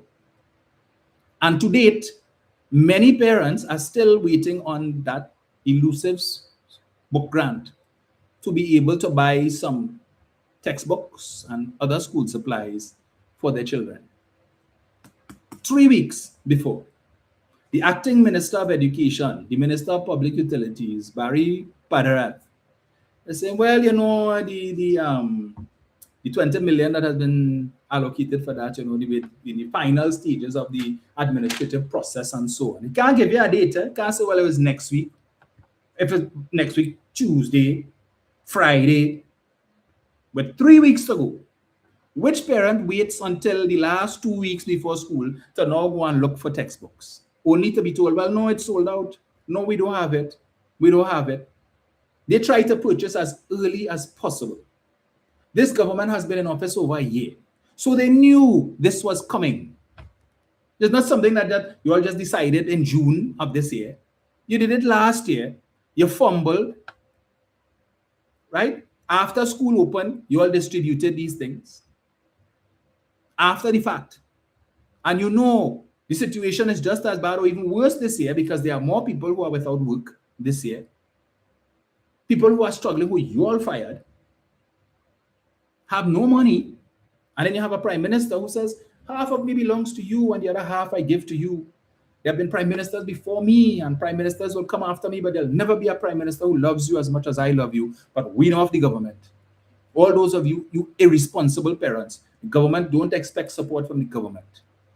All right. So when you want to have a good time, make sure you visit the pharmacy and you purchase your contraceptives. Stop making children that you can't afford to mine because the government will not be mining them for you. This is the same woman who 2010 to 2015 was beating her chest about baby grant, $500 a month to make child. You just go and make child. And 9 months later, when the child come out, come and apply and we'll give you $500 a month to buy milk and Pampers. We set aside a whole $120 million for that. Today, she's singing a different tune, Kamla 2.0. So, hey, we support that 2010 to 2015, but not again. Hard luck. Wrap it up otherwise. Don't look to us for no help. The same people who when the PNM was in power talking about when the money don't belong to Rowley. Rowley feel it's his money. That's the taxpayers' money. That's the citizens' money. Who is he to talk about? We know of the government. Never mind the fact that he was very specific on who he was talking to. Right? I've spoken to that before. That businessman, he referenced it. Who find that the government did not offer a stimulus package in the budget for the business community. They didn't set aside money to assist the business community. Said we know of the government, but they take that and run with it. Just like Rowley say, who dead? Man never said that, Man merely said that the union was taking the position, who dead in respect of the COVID vaccines. But they pick up that and run with it. Yeah, and Saddam told me that the other day in the parliament while we were in the members' lounge about who dead, and I had to put him in place and correct him. Dr. Reid did not say that. Don't misrepresent what the man said. What? So some parents who were hoping that they would have received this grant in a timely fashion, it seems that once again, you will find yourself in a situation where school is going to reopen and you are sending your children to school without much needed supplies, in some cases, textbooks and so on, new uniforms, because you were hoping to get this little money, as small as it is, to be able to fill a hole. And the minister cannot give you an exact date. And he just tell you, well, in the final stages, the administrative process. And how long does that take? If we are to go by what has happened with NPOPs, where for months Khadija Admin have been giving us different excuses as to why these persons who are the lowest rung of the economic ladder, why they can't get their money on time. Fortnight after fortnight, meeting fortnight, and the people can't get paid. 3 and 4 and 5 fortnights going and they can't get paid. And they're working based on promise. You're getting it next fortnight, you're getting it next week, and next week never seems to come. But they expected to get up every morning and go and do the work. Cut down the grass in the hot sun. However you get to work, is the government couldn't care. Borrow the money. Borrow money for passage. Borrow money to buy tools because they're telling you, come with your own tools. We're not providing any tools. So find a cutlass, find a whacker, find a rake, find a hoe, find whatever. The coverall, right? The fluorescent jacket that they wear if you're coming out 4:30 and 5 o'clock in the morning. All of these things they tell you have to find it for yourself, Yeah. Find the money for it. So when you go and borrow money to buy tools and buy equipment to go and do the work, and you're not getting paid, and you go by the money lender. So by the time you get paid, half of what you get paid after 3, 4, 5 fortnights has to go to the money lender. It's come like you work for nothing. And this is what this government has been putting people through. So if we cannot rely on them, based on what Khadija said, we went from, well, we were experiencing challenges in the ministry because the department that deals with salaries and so on for the ministry, they were overwhelmed, right? They were overwhelmed. So what we had to do was to create a special unit to deal with the salaries of the NPOPs program. Created a special unit in the ministry. This is what we told them. Last week we come to hear, well, we had to outsource to an HR company that deals with payroll to be able to deal with it. So what happened to the unit that you set up, the special unit you set up in the ministry? What happened to them? Why that didn't work? Now that you have to outsource, And you have to pay this company for their services.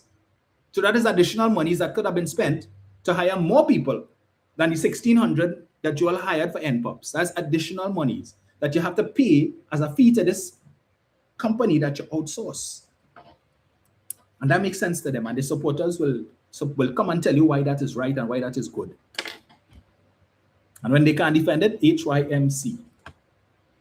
So we take no consolation in anything that Padarat said, because he's just acting Minister of Education and he needed to give a response to the media, and he just hoping that Daulat would hurry up and come back so that his acting stint could end, that any further questions with respect to the book grant would be directed to Daulat. Let him answer that. Let him answer that. So to all the parents who hoping and waiting that you'll get it before school open, I wouldn't place any bets on that at all. And if you do get it by some miracle, might be just the week before or the week school opens. So many of your children will be going back to school without a lot of things. No, but this is government that had the answers to everything, right? They cost Nyan Gatsby Dolly up is down, black is white. She know what she doing, she this and that, and bundles, and she only studying about bundles and hairstyle and what she wearing and all of that. But what Daulat doing? He couldn't care. He out of the country, probably on a little vacation. You feel he has no children of school age to worry about. He has no children waiting on the book grant. So hey, it is what it is. Make do however you could until you get it. But this is the government that cares. Oh yes, they care. I saw a picture a couple days ago. Wade Mark is acting as the president of the republic in the absence of the substantive president, Christine Kala Kangaloo, who is out of the country for whatever reason, I don't know. So Wade Galil Akobo Sweat again as president. Last time that happened, we saw he would have installed the current Chief Justice in what was a rushed process. Right? They sent a letter to Penny informing her that they would be engaging in this exercise and that they gave her basically 24 hours to respond. It was a done deal, more or less, right? Even though the substantive president was telling them, hey, hold on your hand until I come back, I will deal with that. No. Wade Mark, you are the country. Wade Mark is the legitimate president at this time, so he could do that, right? So you relax. If you should have dealt with that before you left, or you should not. Anyway. So I saw a picture where he was paid a courtesy visit by the chairman of NCC, Mr. Peter Kanhai, and the chairman of HTC, Mr. Feroz Khan. And I'm wondering and asking myself, what could possibly be the purpose of this courtesy visit? Right? Where it says in the caption, they met to discuss matters of mutual interest. I am confused. Wade Mark is acting as president for a short time. Christine Kangaloo, who is the substantive president, will be back in the country soon because Independence Parade coming up, albeit on a different side of the savannah, and she will be taking the salute and so on. So for 15 months, they have been in office. Kanhai has been chairman of NCC for over a year. Feroz Khan has been the chairman of HTC for over a year. They never saw it fit to visit the substantive president to have a courtesy call to discuss matters of mutual interest. But Wade Mark acted, and all of a sudden, they realize they have matters of mutual interest to discuss, not with Wade Mark, but with the president. Because Wade Mark is a part of their party, so they could talk to Wade anytime. But to visit the president's house to discuss matters of mutual interest, you are going to discuss matters in his capacity as the president. What you have to discuss with him that you couldn't discuss with the substantive president? And what could Wade Mark possibly do in the short time that the president will be out of the country? And no red flags, no question marks over these visits. Right? These two gentlemen just said, hey, I don't know who called who. If can I call Khan and say, let me go by the president house and pay a visit and discuss matters of mutual interest. How did that come about? How? So you all couldn't discuss these matters of mutual interest anywhere else? You had to go to the president's house and to make it official? So what is it that you all wanting to do now before Christine comes back? I just ask you. No details were given, but that's okay. That's just a normal run of the mill thing that's happened. Yeah.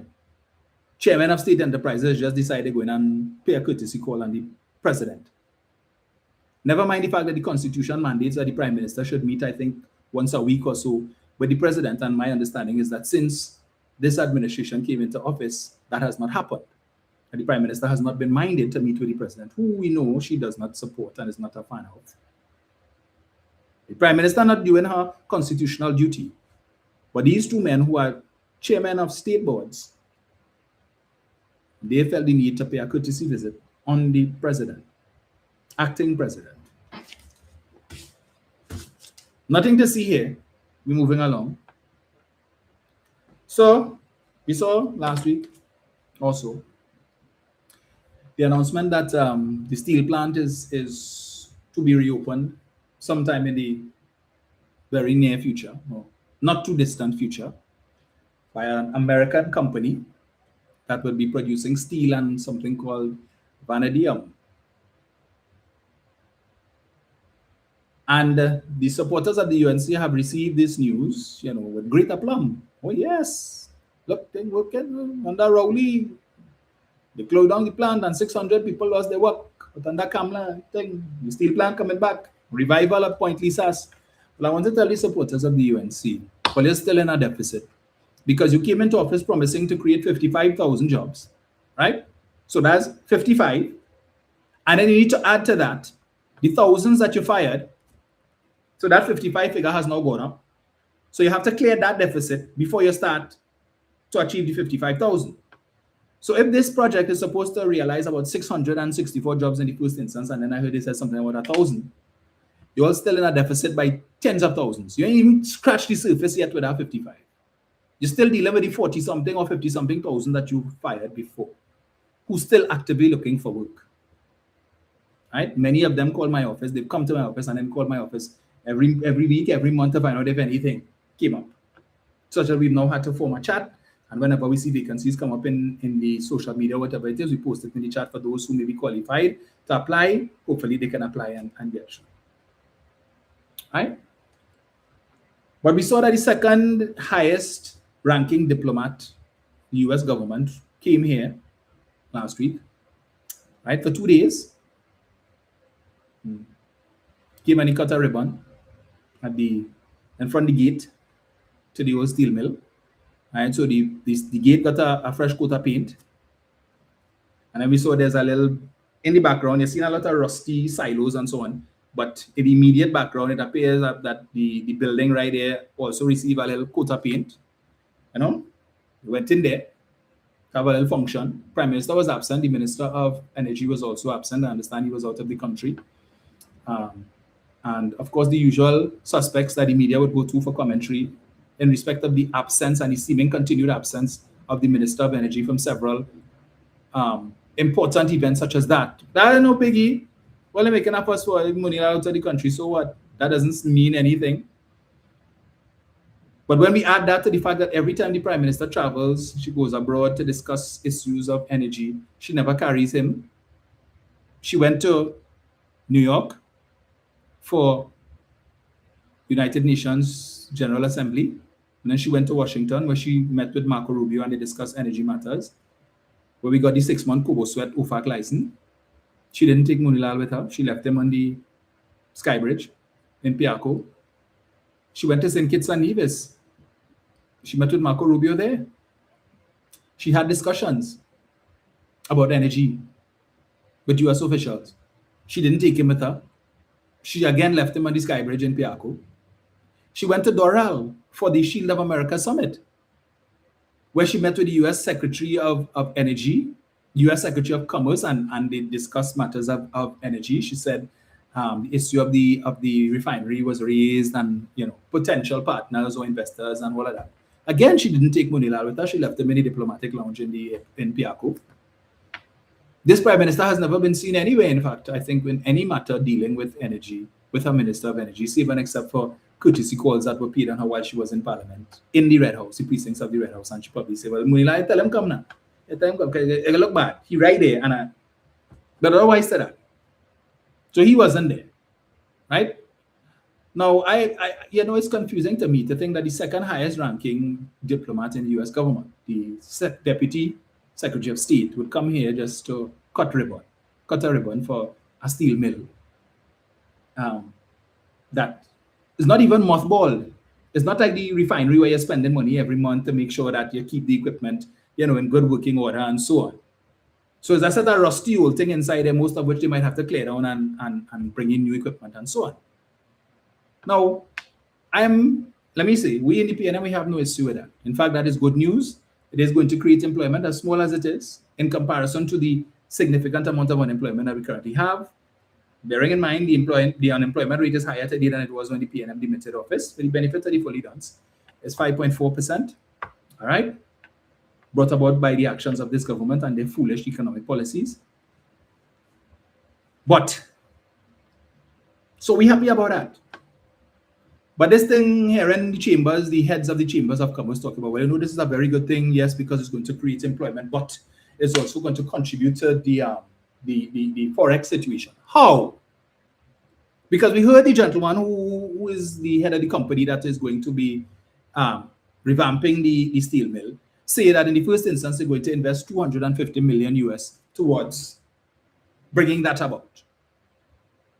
And I don't know if it is that these people feel, well, they will come and they'll bring 250 million US and spend it here, and that is going to end up in the banking system and somehow is going to provide us with additional US.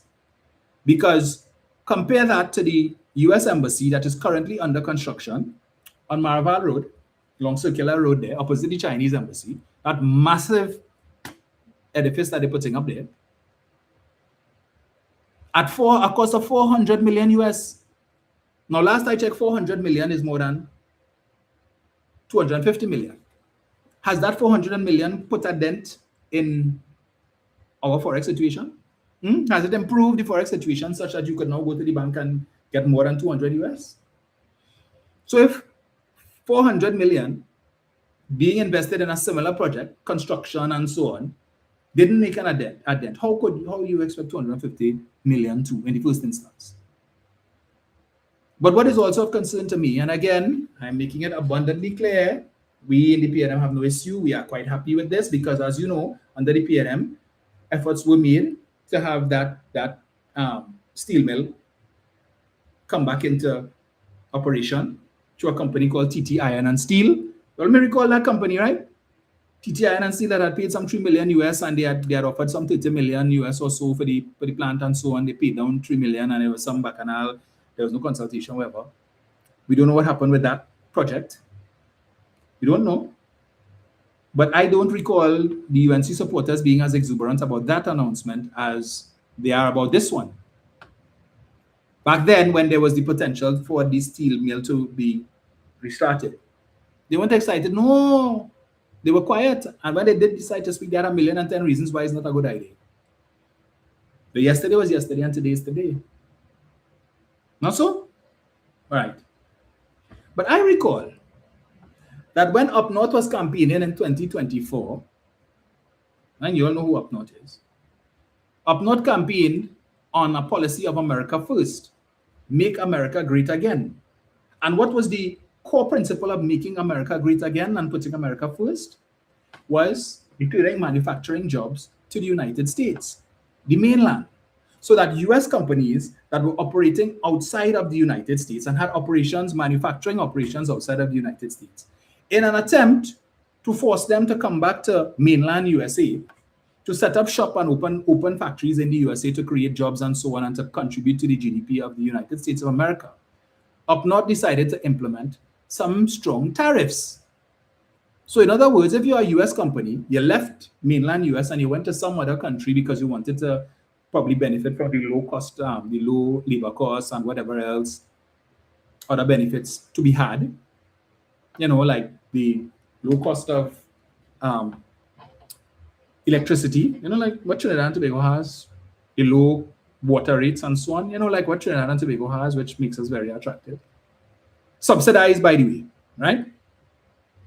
That you would pay a penalty that when you manufacture your stuff outside the US and then you export it to the US to sell it, a tariff would be applied and therefore your goods would cost more than goods that are manufactured of similar nature, manufactured in the United States. And because it's more expensive, it means that you probably sell less, it could affect your profits and so on. And that would act as an incentive for you to come back to the US. But what we're seeing taking place here goes against the grain of that. What we have is a US company, seemingly endorsed by US government, is leaving mainland US to come to Trinidad and Tobago to purchase not a mothballed steel mill, but an old rusty steel mill that has been shut down for 10 years now, which is going to require significant capital investment to bring it back to its former glory days. And you're going to be hiring, so that is costing jobs in the US, because if you had done, because there are a number of steel plants in the US that have shut down that are available to do this, that probably in a better condition than this steel mill, but you're not interested in that, you're coming here. Okay, we'd be grateful for the foreign direct investment. So jobs that would have been created in the US, Trinidad and Tobago will benefit from those jobs. So there's a loss of jobs. Again, it goes against the grain of America first, make America great again. You will also be paying taxes here, but you're paying taxes in the US as well. So double taxation. Okay. But if you had set up shop in the US doing the same thing by purchasing one of these decommissioned steel mills that probably in a much better condition than the one here, you would only be paying taxes to the United States. You're creating employment in the United States. But Trinidad is going to be getting all that. And again, we have no issue with that. Kudos, wonderful. Because right now under this administration, Point Lisa has started to look like a ghost town, and it really needed a boost. This is a boost. But you're coming here in an environment, a labor environment that is very unionized. So you're going to have to deal with that too. And our unions are very militant, and already the Steelworkers Union is saying, well, we weren't consulted, we don't know what this is about. Remember, monies are still owed to the workers in terms of severance and all of that. And from the last shutdown, we didn't hear anything, what going on? So you'll have to deal with them. Yeah.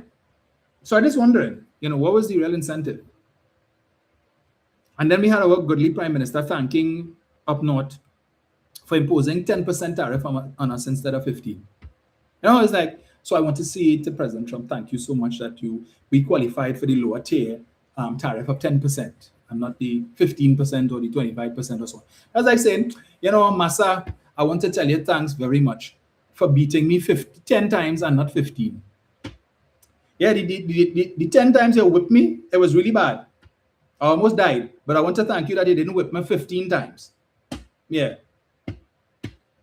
That makes sense to her, right?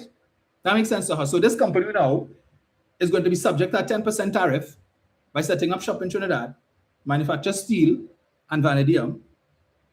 10% tariff that they would not have had to pay if they had purchased a decommissioned steel mill in the US to do this very same thing. No, I own a business. So maybe they're seeing something that I'm not seeing. That's not my background. Right? I do have a background in steel and so on. Shipping costs and whatnot to bring, because I don't think we have that raw material here, although I'm hearing something that I'm investigating based on something that was said to me. But yeah, it boggles the mind, really. I don't know which one of the UNC supporters, if Bachelor or one of them, Mary Hines or one of them, could explain it to me. As I said, it goes against America first. It goes against the policy of up north. Manufacturing plants should stay in the US, create jobs, generate income, boost the US economy, US GDP. Because the US the jobs numbers for the last few months have not been very good at all. So I don't think you'd want to be hemorrhaging manufacturing jobs in particular to another country. So unless this is payback for something, I don't know. Because we, based on what the Prime Minister said, well, our defense force had played no part in the ousting of Mr. Maduro. Nobody said they did. So what was said is that the government of Trinidad and Tobago assisted in the process, right? But when you want to play smart with foolishness, so when the TTDF had no part, there were other things that were done that beside that intervention of the TTDF that assisted. contributed, perhaps. I don't know. I just say. But to me, it just seems, this company has more to lose in terms of expenses by setting up here as opposed to, because I did my research and there are a number of decommissioned steel mills in the United States that they could have gone after. And as I said, some of them are far more recent vintage than this 10-year-old, this steel mill that has been shuttered for 10 years. Some of them are like maybe 5 years or so. So I would think you'd be more inclined to gravitate towards that. That requires less money in terms of building out and so on as opposed to. But hey, what do I know, right? Maybe they're looking at the 6.8 to 1. I don't know. But if you're prepared to pay tariffs and double taxation and all of these different things, well, all power to you. But we appreciate the investment nonetheless and the creation of jobs, the 660 something, and then the move to 1,000. We note, however, that there seems not to be similar interest from any U.S. entity for the Pointe-a-Pierre refinery, which this government spoke a lot about in the lead up to the election. But they seem to be having some challenges there, despite the fact that for months now, Dr. Munilal has been telling us the amount of interest that we're getting in the refinery is just so much. So many interested parties. Yet still, after all of these months, you've not been able to sit down with any of them and hammer out some sort of, at least a MOU. So much, you have so many companies interested, but the door's still open for more companies to express interest, as he said. Let me read it here. Let me read it. I don't like to misquote now. Yeah. Say it ain't so. Oh my, I now seen somebody post a picture here with Philip Alexander in PriceSmart, right? But you all see that the bottom there. Bottom here. What is it? Bottom of each one. Yes, that is Blue Waters. The man who said boycott. Boycott. Man buy 2 big cases of Blue Waters, yes? If hypocrite was a person. Anyway, I'm going to find this thing here. I'll give me a second. I'm going to quote Munilal.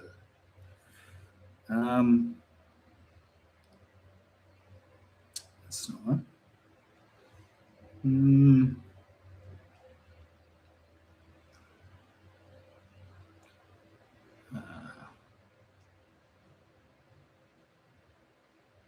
well, 1 second, folks. Just so many things. What's the time there?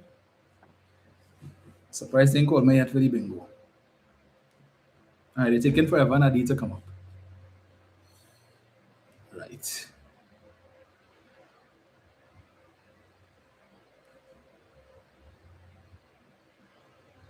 No, that's not it.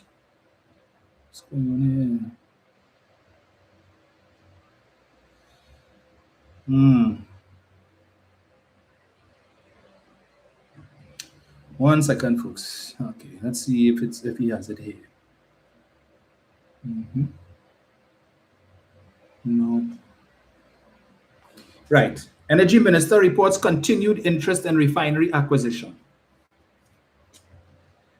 The Minister of Energy and Energy Industries, Rudal Munilal, has indicated that the government continues to receive expressions of interest in the Pointe-a-Pierre refinery. Now, mind you, since January, we in that when he went to India, remember he skipped the Trinidad and Tobago Energy Chamber. They had their conference, the energy conference. He didn't go to that. They said they don't want nothing to do with this and this TT Energy Chamber because that's PNM. So he went to India. And he came back from India and he told us he spoke to a couple of companies in India and they're interested in the refinery.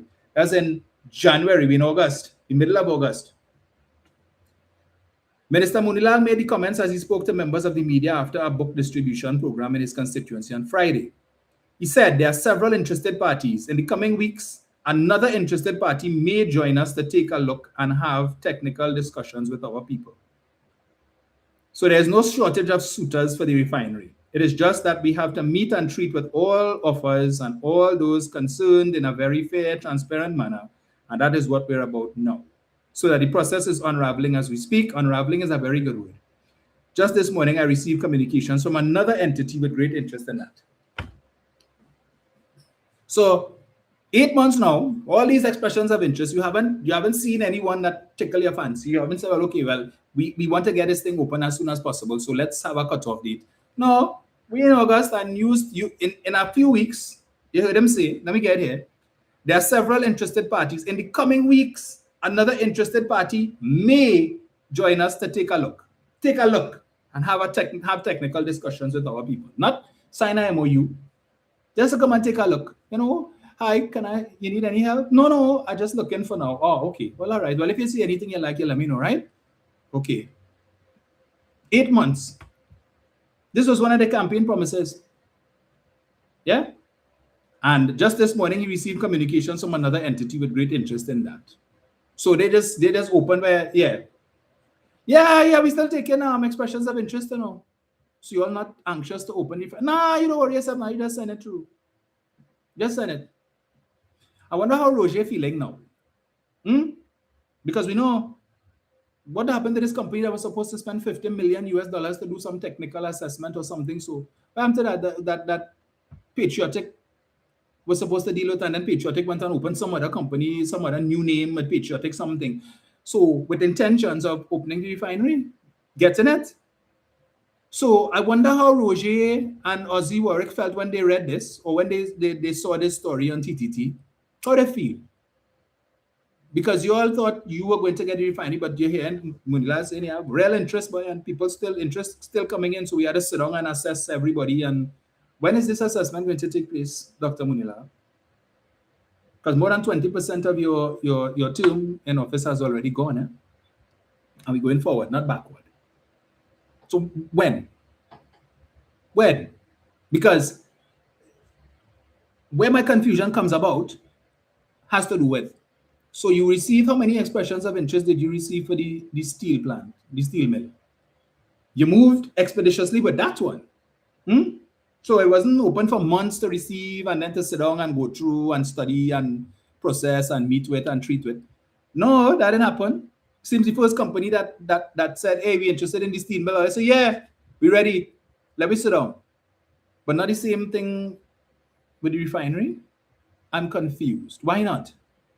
You all weren't talking about opening the steel mill. The steel mill wasn't a big thing. It was the refinery. So I would think that if you have expressions of interest, you went all the way to India, then you went to Guyana for their energy conference, you went to Suriname, you told us you got interest from Guyana, you got interest from Suriname, the Guyanese government and so on wanted to look at the refinery and probably sending oil to Trinidad to refine and all that. What going on with that? It's months now you told us that. So I'm confused why you didn't use the same process that you used for the steel mill. The first expression of interest, how many expressions of interest did you have for the steel mill? 2, 3, 1? And the first one that came and say, yeah, we're taking that. But the first one that came, the second one, the third one that came for the refinery, you're not inclined to do the same thing? I thought you all were anxious to open the refinery, but maybe I get it wrong. Perhaps. I don't know. I'm confused. Staying on Dr. Rudal Munilal, since we're done there already. And I read any articles he posted up on his Facebook page, right? Munilal, my constituents asking for jobs at the Debe data center.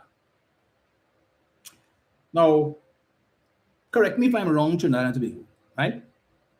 And the world by extension, because we have viewers, listeners from around the world.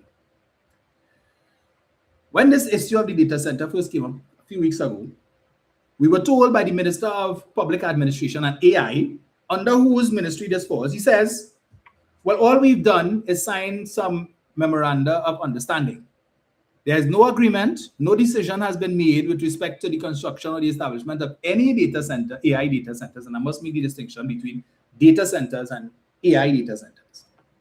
He said that all we've done is sign memoranda of understanding which will provide a framework for discussions as to the possibility of opening on establishing AI data centers, but no firm decision has been taken with respect to that as of now, and that the government will engage in the necessary consultations with the public and provide, education and all of these different things and whatnot. This is Munilal. Let's see if I get this here. Energy Minister and Oropouche East MP Dr. Rudal Munilal says constituents have been approaching him about jobs at the proposed artificial intelligence data center in Debe. Munilal said yesterday he had been inundated with requests from people seeking employment at the technology-driven facility, adding that he had started keeping a file of people applying for jobs. Everybody is asking me now that if they can get a job for their child, if they could get a job for their son, for their daughter, their grandson, their nenen, and whoever else and so on. Munilal was speaking at the Oropouche East constituency office, DBA. He said interest in employment reflected an understanding among residents of the opportunities that could emerge from the data center, including jobs and spin-off business activity. There is a lot of excitement here that will create not just jobs, but spin-off from business. The minister also described the project as a welcome development for South Trinidad, which he said had suffered significant economic setbacks following the closure of Caroni 1975 Limited and Petrotrip. He said those closures had affected the southern economy, while there had been little large-scale industrial development in that region in recent years.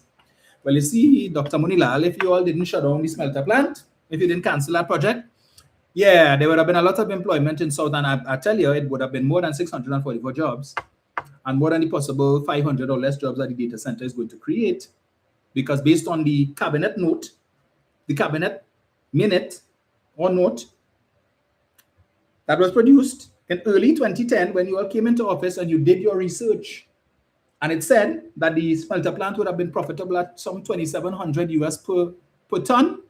You know, that one that spoke about 7,000 jobs would have been created, and as for total between construction and the operations of the Alutrin smelter plant in Labray would have created over 9,000 jobs, Dr. Munilal. 9,000. Not 900, not 500, not 644 or 664, over 9,000 jobs, Dr. Munilal. You all were concerned about the environment, not concerned about the environment anymore. The 9,000 jobs that you all cost Labray and environs by cancelling the smelter plant, because all they tell people the smelter will give you cancer and kill you, you were dead. Then Kamla came and said, well, don't worry, people of Labray, we will build a shipbuilding facility on the same site where the smelter plant was supposed to have been built. Never happened. Well, they killed that dead. Right. But now you're concerned about jobs and all of that. He also dismissed concerns about potential impacts from the facility, saying fears and rumors were common when major industrial projects were introduced. Let me repeat that. He dismissed concerns about potential impacts from the facility, saying fears and rumors were common when major industrial projects were introduced. If anybody would know about that, is Dr. Rudal Munilal and the UNC. Smelter will give you cancer and kill you, you go dead. We don't want no smelter. Right? Rumors, fears, common when major industrial projects were introduced. Out of his own mouth comes thy confession. You didn't want smelter. No. Out there, go and check and see what's the price of aluminum per ton. Go and see what's the price. These are normal. Industrial development brings a certain amount of trepidation and fear of change. You didn't know that in 2010. Munilal said residents would ultimately benefit from the development through employment, investment, increased revenue, and opportunities for businesses in the surrounding communities. He described the project as a very, very positive development for South Trinidad. Last I checked, Labray is in South Trinidad. That is where the smelter plant was supposed to go. They didn't want it. They canceled it. Right. And now complain about jobs. Pretty sure that data center is not going to create the 9,000 jobs that the smelter plant would have created between construction and operations. But what does this tell us? Is that when Minister Smith told us no decision has been made, this is just signing of memorandum of understanding for preliminary discussions about the possibility of establishing AI data centers. No decision has been taken. You know, it's just the framework for discussions. But if you go on the Ministry of Public Utilities website, one of the latest videos that they posted, you will see Minister Padarat is sitting at a table, right? And you know, his ministry is going to play a role in the provision of water and electricity and so on for these data centers. In fact, he was the first one to make mention that a data center will be going in DBA, and which goes against the grain of what Minister Smith said. So we knew he lied then. And based on what Munilal is saying now, we know there's another lie. based on what Smith said. So both of them have made Smith a liar, because it appears this, as I've said before, this decision has already been made. Because if you look at that video on the Ministry of Public Utilities Facebook page, you will see sitting at that table, that conference table, with Minister Padarat is Mr. Mark Kwesi Farrell, who is the principal of Hummingbird AI. The company that we were told by Mr. Farrell was established in the United States, registered in the United States, specifically for the purpose of setting up a data center, an AI data center in Trinidad and Tobago. So it seems now that Mr. Farrell is in the fold. He's being invited to meetings at the Ministry of Public Utilities. He has a place at the table. Does that seem like something that has not been decided? Does that seem like something that is just, under discussion? We just establishing a framework, no decisions taken. The Prime Minister made mention of Hummingbird AI last week when the Deputy Secretary of State was here, just before they sat down to a meal of doubles, because every time some foreign dignitary comes here, that's all they give them is doubles. No bacon shack, no kalaloo, no akran, a little tamarind sauce. Nah, we don't get them things. Only doubles. We don't have nothing else in Trinidad to offer but that.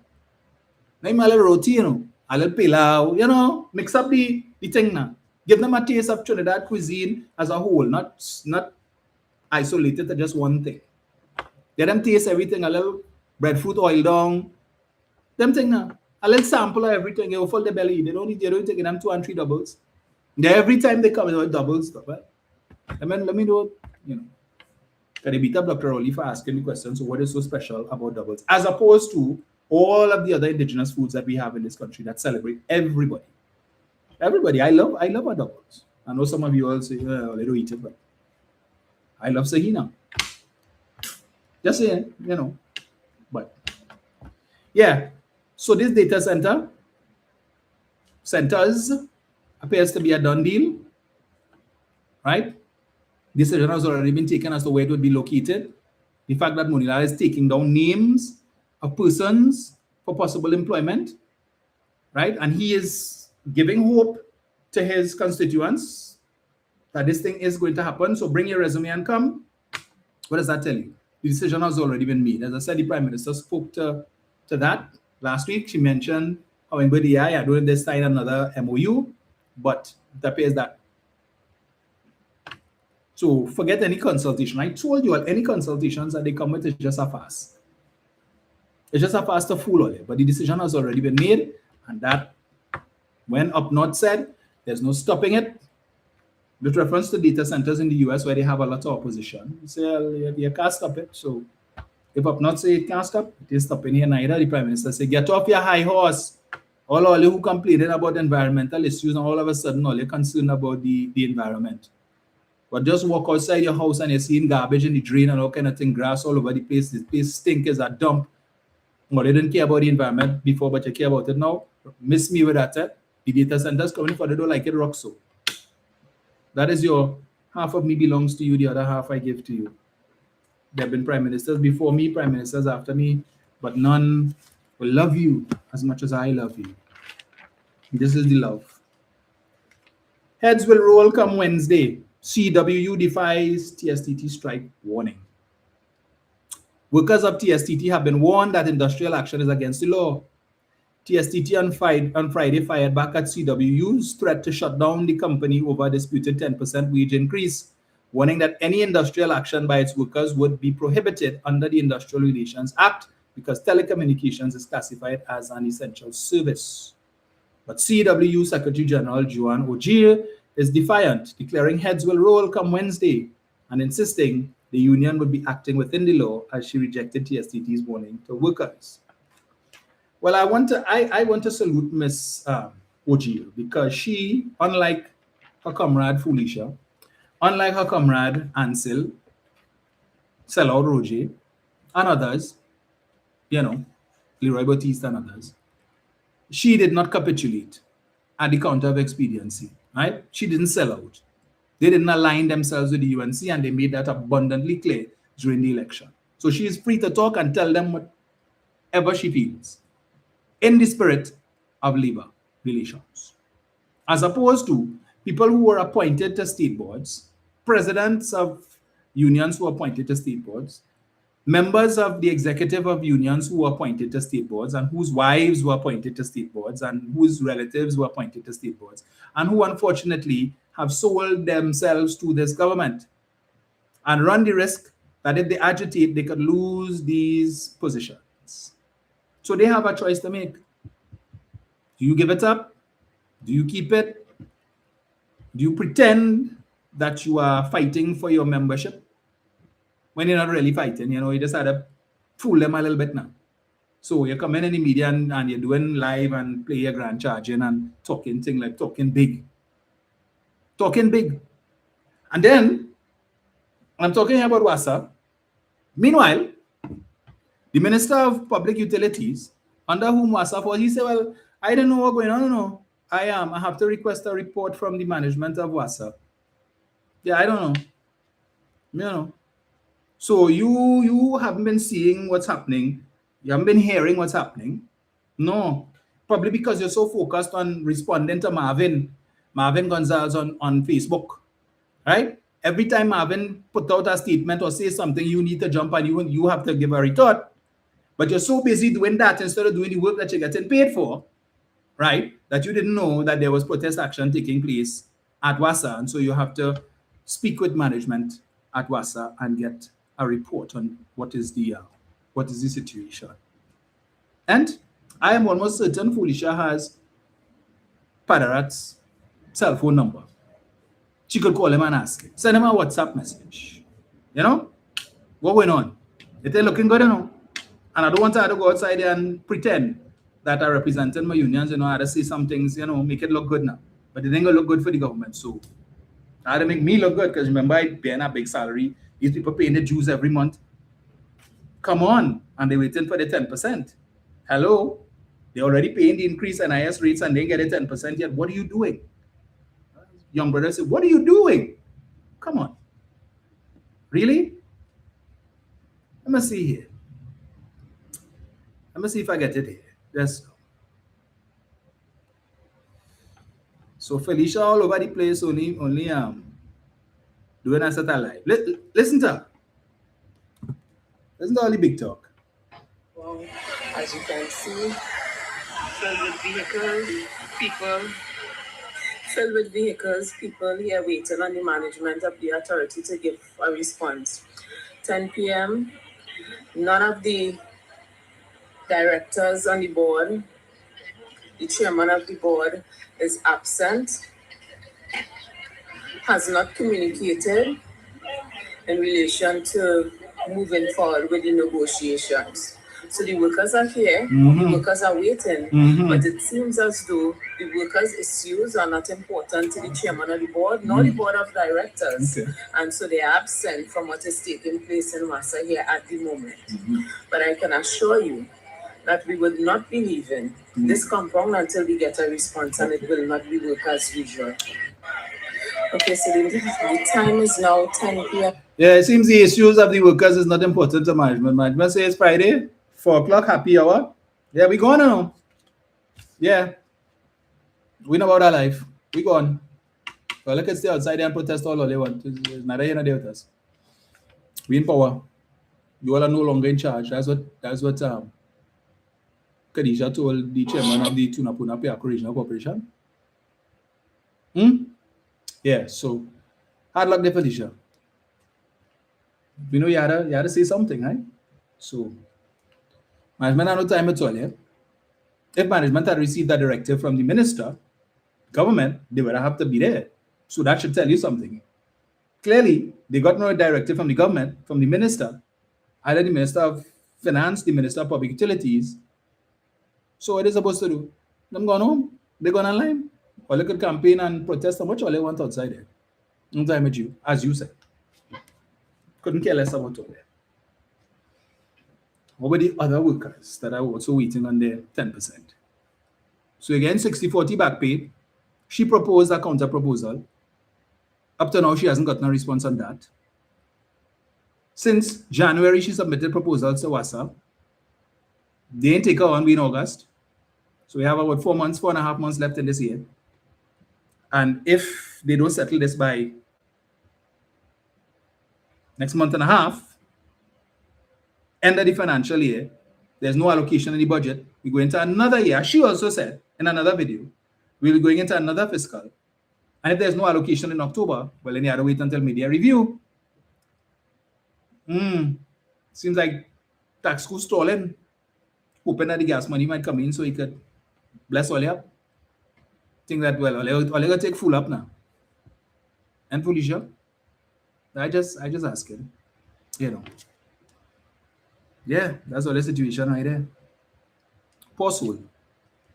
Now, when it was Watson Duke, you know, all the stunts, all the antics, you dress up like a priest and you go and you stand up on the steps of the Hall of Justice with a bullhorn and quoting scripture and so on.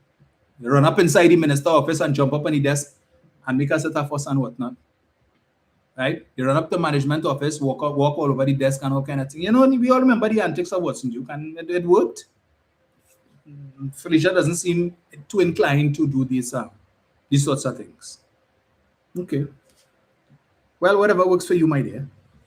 Seems the Prime Minister is not inclined to intervene in that matter either.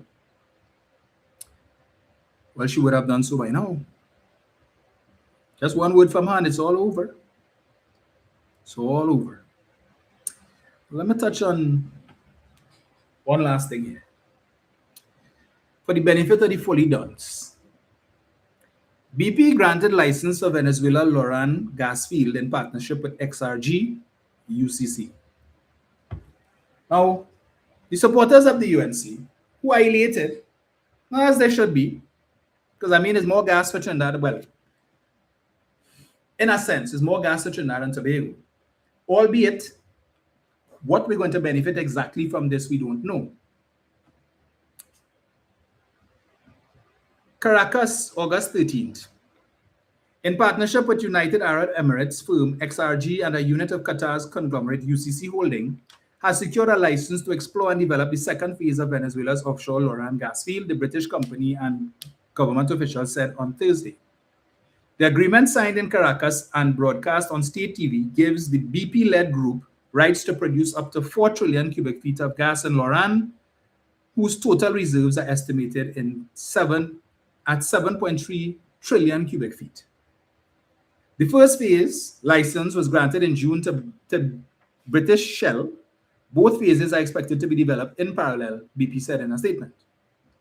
Well, I remember Munilal mentioned the other day something about a 1.7 trillion. Right? And he said, well, it's still better than nothing, you know.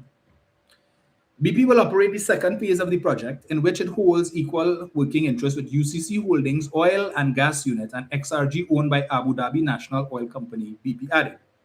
We should not only push for the country's oil development, but for growing our gas resources, Oil Minister Paula Henao said during the signing ceremony. BP had inked a memorandum of understanding with Venezuela's government in April. Venezuela's government, which established a framework for cooperation in exploration and development in the Plataforma Deltana offshore project, which includes the Loran fields. Loran builds on XRG's strategy to establish a gas and liquefied natural gas platform across Latin America, the company said in a separate release. Loran extends into the Shell-operated Manatee field in Trinidad and Tobago, where Venezuela's gas plans to be industrialized and turned into LNG. Together, the fields hold some 10 trillion cubic feet of recoverable gas. Shell has already begun developing Manatee, with first gas expected next year, and will follow with Loran's first phase for a total of 4.4 trillion cubic feet of gas to be produced from both. BP and Venezuelan officials on Thursday also signed a memorandum of understanding to evaluate exploration opportunities in the Carupano East Block, part of the Mariscal Sucre Maritime of the country's northeastern coast. Right. Of course, the UNC is hailing this because BP will be bringing the gas here, presumably, to process it through Atlantic LNG, where they have a significant shareholding, and we have 10%, thanks to Stuart Young and Keith Rowley renegotiating the whole arrangement.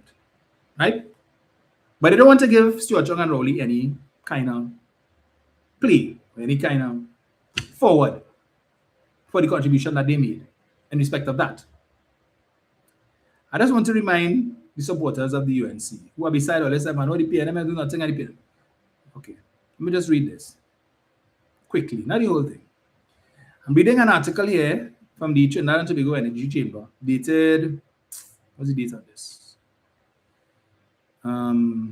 July 24, 2024.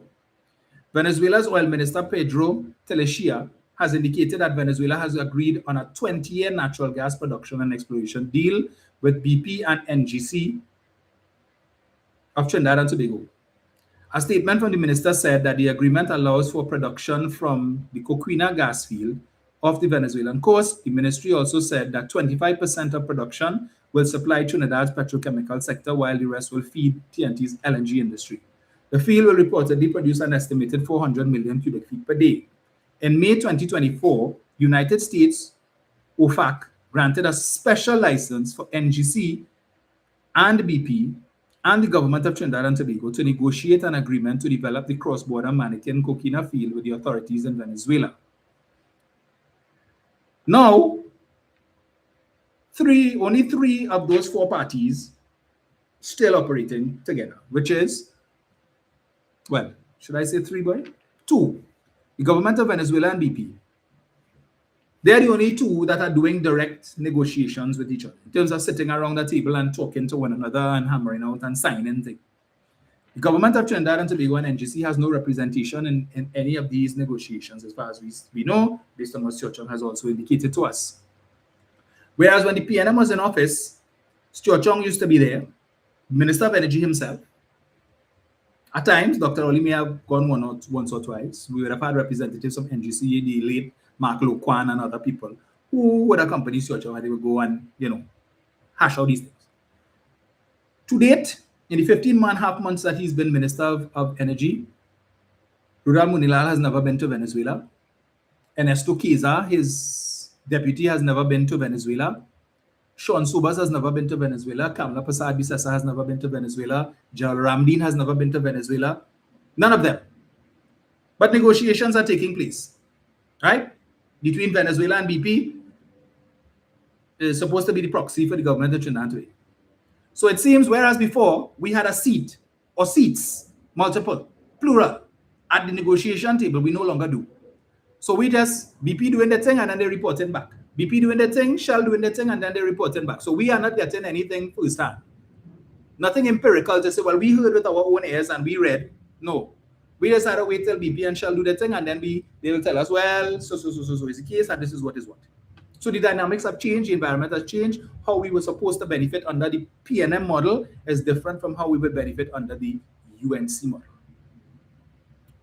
Right? So there was one part of this that I wanted to read, and I want to remind you, the supporters of the UNC. Those who say that all the trips Stuart Chung took and Keith Rowley took resulted in nothing, and the 20-year license for Coquina Maniquí and the 30-year license that we're supposed to get for Dragon, that we got for Dragon, was as a result of the work that Stuart Chung did.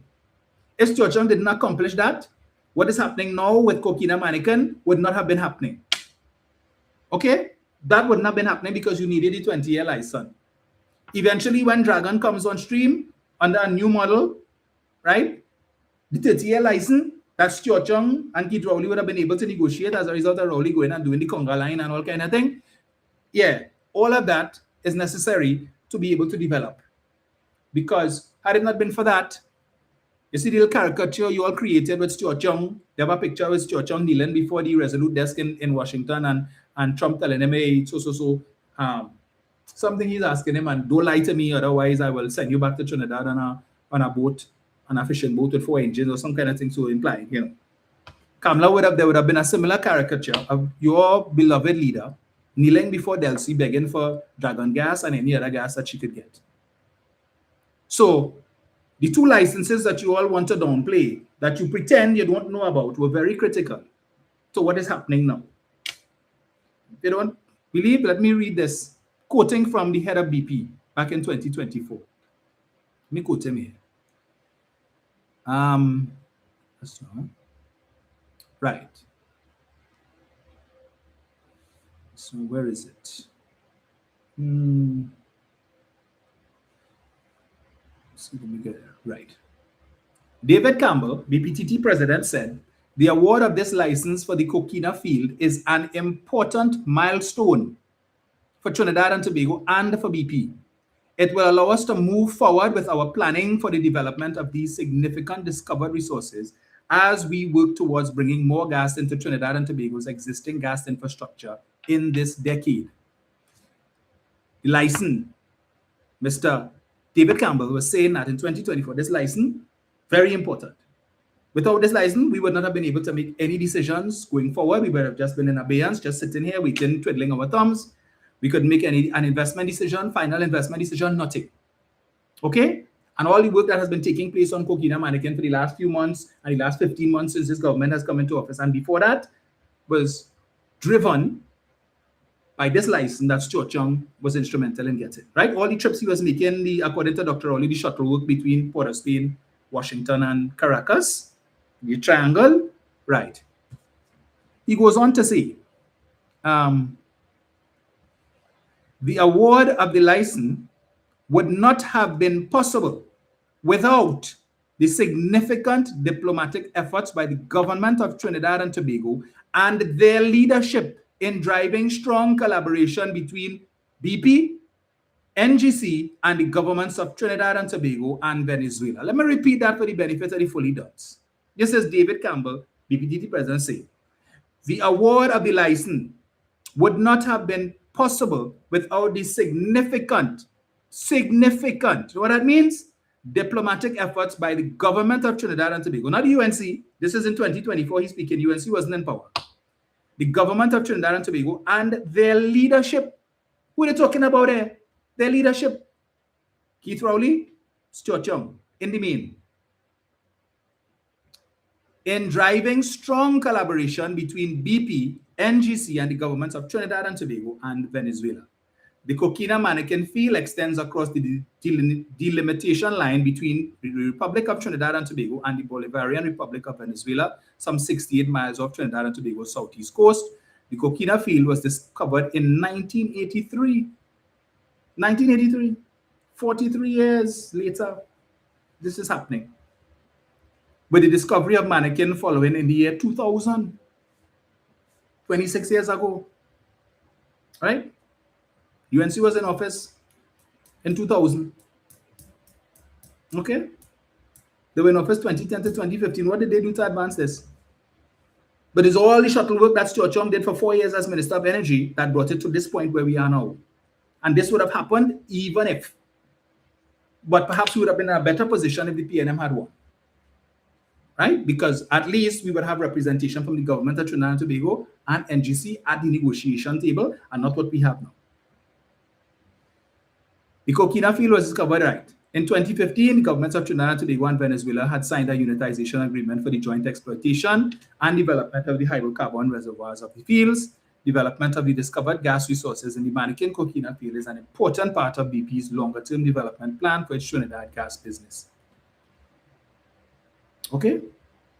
So when you all want to discount the role that the PNM played and then making stupid memes and creating fake AI headlines, newspaper headlines, Stuart Young says PNM discovered Trinidad and Tobago before the Caribbean and the Arawaks.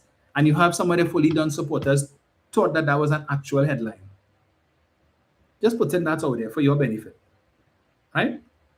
So give Stuart Young his flowers now. Right? Recognize the man for the contribution that he made. And that notwithstanding seeming overtures between Delcy, who only costs for years, and Kamla, just exchanges of pleasantries, not directly, Kamla remains persona non grata. She remains so.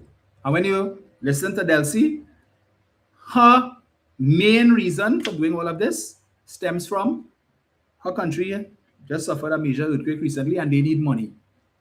And wherever they could get it, she wants it. She, in fact, just last week, she wrote to the King of England asking him to release gold that Venezuela has in the Bank of England. They want the money. They need the money to help in their recovery effort. And I told you all before, where we were before when the PNM was in office as opposed to where we are now, whole different ballgame. when it is that under the PNM, when there were still all these heavy sanctions on Venezuela, and we got special dispensation from the government of the United States, the Biden administration, to go ahead and negotiate for Dragon, and to go ahead and negotiate with respect to Coquina Mannequin and so on. And we were starting to work. Remember, Franklin Kahn did all the groundwork for Loran Manatee, right? Gas should have been flowing from Loran Manatee years ago. And then when Up North came into office, remember what happened there? And sanctions were placed on Venezuela, and that scuttled that whole thing. And then Stuart Young had to now go and change the whole dynamic to negotiate for the deunitization thing, where Venezuela agreed to allow Trinidad and Tobago to explore the Manatee side. And as Stuart Young keeps saying, that has never been done anywhere before in the world, where you have cross-border gas and one side deciding to allow the other side to develop their side. And as I said, there is no physical barrier between the two sides to say, well, gas on this side is Venezuela and gas on this side. It's just one big field. And they don't have the capacity to listen to the gas to see if it's gurgling in Spanish and which gas gurgling in English. So, you know, we need to extricate the Spanish gurgling gas. So any molecules of Spanish gas that's sounding like, yeah, hola, ¿cómo te llamas? We had to put that back, and we only taking the one that's talking in Trini dialect, right? You can't do that. But he was able to get that done. Back then, we were the only competitor. We were the only ones they were talking to, because we were the ones who were running to Washington, talking to Kamala Harris, and talking to Maxine Waters, and talking to Hakeem Jeffries, and all of these people, and Joe Biden, and we were able to get the OFAC license. So we had no competition. Now it's an open playing field. With the lifting of some sanctions on Venezuela and on Delcy, and now that the Venezuelan energy sector is open up, stiff competition. So all these companies are hearing about from the Arab Emirates and so, they were nowhere in the equation before. 2 years ago, a year ago, they were nowhere in the equation. When we had the 3-year OFAC license for 2 years first, and then we got the extension for the 1 year, or we got the 1 year and the extension for whatever it was. All these other players were not there. It was Trinidad and Tobago, NGC, BP, Shell. That was it. Now, with the opening up of the Venezuelan energy sector, everybody come. Everybody who have an interest, all come. Delcy talking to everybody. Stiff competition. I told you all about that Mariscal Sucre field that had 200 trillion cubic feet of gas. And I said the minute the US decides to lift sanctions and Venezuela is now able to offer that more of that field, we would have been at the head of the line. Now, we're not there. So everybody coming to get a piece, and all these new companies that were never in the equation before, all of a sudden they jump ahead of the line in front of us. So BP establishing whatever arrangements with them, partnerships with them, that has nothing to do with us. So see, even except for whatever gas may come to Trinidad and go through Atlantic LNG, and we benefit from that in whatever way with the 10% shareholding and whatever taxes if we entitled to any. Otherwise to that, the profit sharing that existed before and the production sharing and all of that, we're not hearing any of that anymore. Just remember that. So one only want to beat out the PNM and Stuart Young and do nothing, and Rowling to understand the model that they had benefited us more than what currently exists, where we're nowhere at the negotiating table. Right? We are just the third man, so we are the side piece, the side chick. We are on the side. And whatever the man decided to give us, we are to take. It wasn't like that under Stuart Young. Okay? Just thought I'd throw that out there for the benefit of the full leaders. Shirley Henry saying a former diplomat says UNC does not know how to be gracious. Yes, Delcy is not on them. Venezuela is now a global feeding frenzy, and TNT is under the table waiting for crumbs. That's exactly what it is. We are no longer in the position that we were in before. The strong position that we were in before, because it was just us. Venezuela needed us because it was just Trinidad and Tobago. We had nobody else.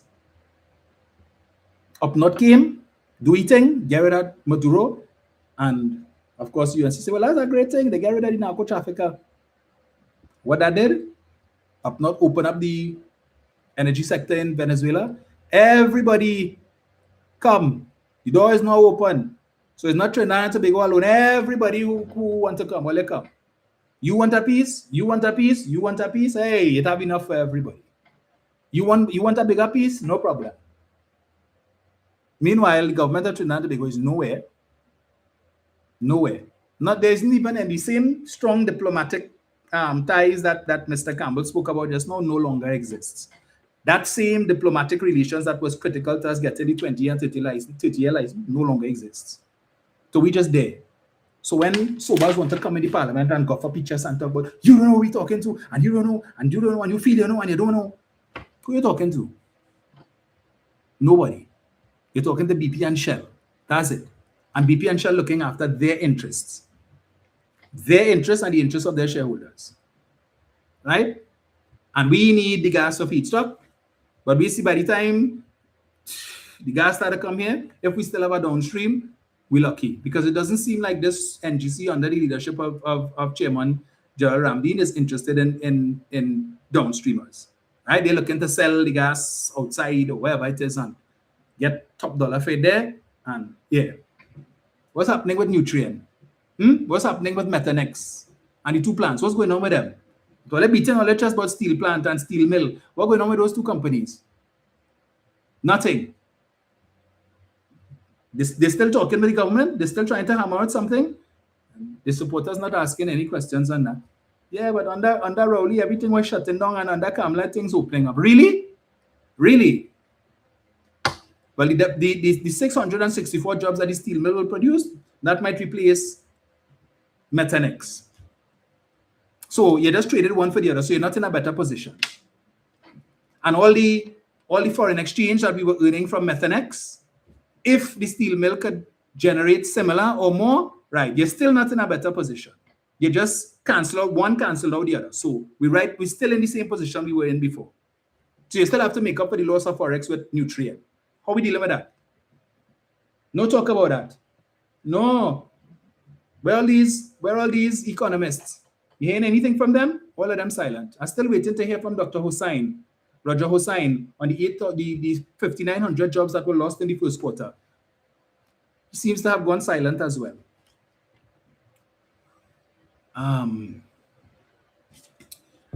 So Adam Samuel is asking me to play the latest video on Rambles about who's on the menu. I haven't heard that one. Let me see if I find it.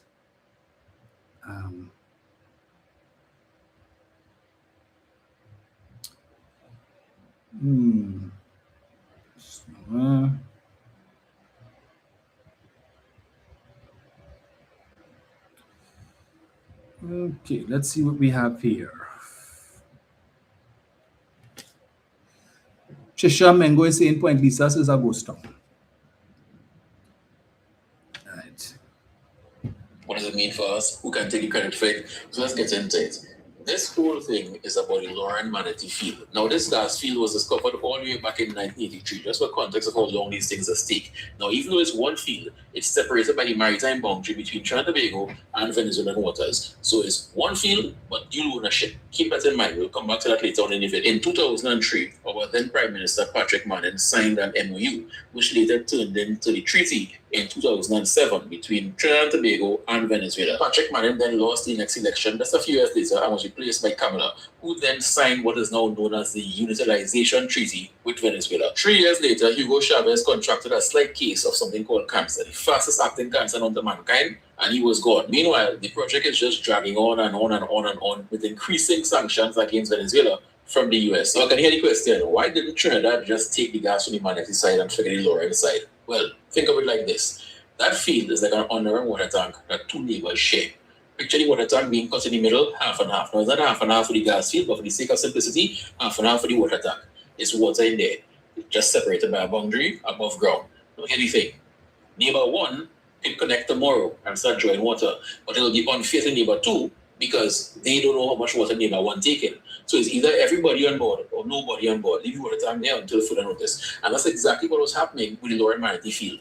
We need Venezuela to get on board with us in an agreement so we can both utilize the gas under the ground there at the same time. That project dragged on and on and on, made it increasingly difficult because of sanctions against Venezuela by the USA. Eventually, Kamala lost the 2015 elections and was replaced by Dr. Rowley. The project was still dragging on. Eventually, the old contract was torn up because Trinidad realized that we need the gas and we need the gas now. We can't wait for you all to get the act together. So they took the old contract and Venezuela agreed to let Trinidad develop our side. Right? So like, yeah, go ahead. We know we take it long. You know what the thing is, you know what the thing set. Do what I do. And things were progressing nicely. And then Rory left or lost the election or whatever took place. I don't even know how to explain that. But he's no longer there. Maduro is also no longer there. And now we are hearing that Venezuela is going to send gas to Trinidad. But more so, people are now jumping for joy, saying, look how fast Kamala got things up and running because first gas from Humanity Field in 2027. This sounds good until you realize that Shell announced all the way back in 2024 that first gas from Humanity Field was already going to come in 2027. This is not new. In fact, if it wasn't for America meddling and sanctioning and doing all kind of nonsense down in the Caribbean in the first place, we would have been getting that already. This is not something that has now started. I welcome it, but I'm not going to clap for you because we was already on track for that. As a matter of fact, before you, we were already on track for Dragon Gas in 2027. Just an FYI. So don't expect praises for saying they're giving us back what we were already going to get before. What I find strange is that they made a big fuss that Stuart Young went to Venezuela to discuss these deals. But that's because we had a seat at the table at that point. We were actively negotiating with Venezuela and Shell and BP. We were at the table discussing terms and guidelines and negotiating. Now, don't you realize we no longer have a seat at the table? We are now a footnote in the headlines. Neighboring country, Trinidad and Tobago. We are being told what to do. We are no longer even at the table negotiating terms and conditions. We really feel Shell and BP negotiating for the best deal for us. Think about it. Think. We have a Minister of Energy and a Prime Minister who hasn't set foot in Venezuela yet. Wanted to find another instance of this happening anywhere in the world regarding oil and gas. We not even in control of our own destiny at this point. We are being told what to do by America. The difference between us and the shit deal that ExxonMobil gave to Guyana is that Guyana negotiated out of inexperience in that field. We not even negotiating at this point. We are being told what to accept. If we're not at the table, we're on the menu. Many of you. You heard it there? First time hearing this video, and same thing I just told you all. Very same thing. Right? Now, if the US elections had gone a different way in 2024 and the Democrats had won, we would have been sitting pretty. Right? Because Dragon would have gone through. Okay? And all would have been well. We would have had the OFAC licenses would not have been cancelled back in April, and Dragon would have proceeded. Loran Manatee would have proceeded. All of these different things, right, would have proceeded as the PNM was going, and the benefits to come to us in terms of the model, profit sharing, production sharing, as opposed to what we have now. None of that.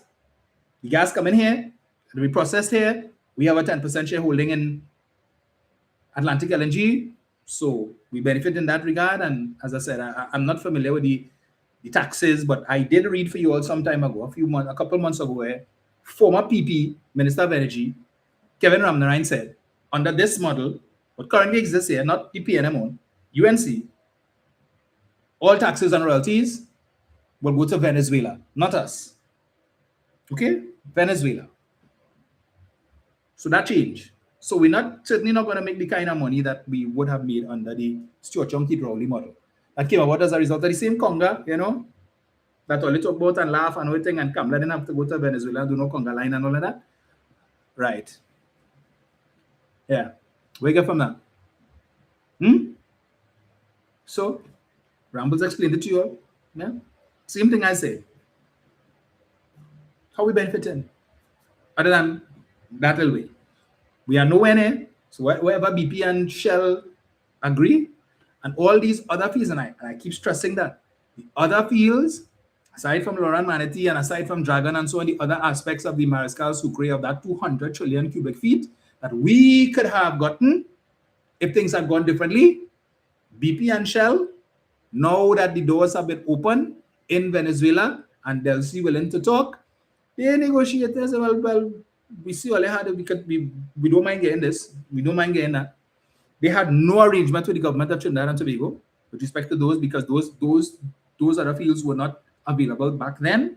They are available now, right? So BP and Shell does not need Trinidad and Tobago to open the doors for them, as Stuart Young and Rowley did. They don't need that anymore. They don't need us anymore. Because so while we praising up north and thing and up north open this table. So whereas before, under Biden and under Rowley and Stuart Young, they open one side gate. So okay, only Trinidad and Tobago allowed to go in. Who will they bring them to toilet? BP and Shell, all right, all they go in. Close back the gate. That's it. Nobody else allowed. Just that. Now, open the whole man, break down the gate, remove it, the wall, everything. Everybody come. All who want a piece come.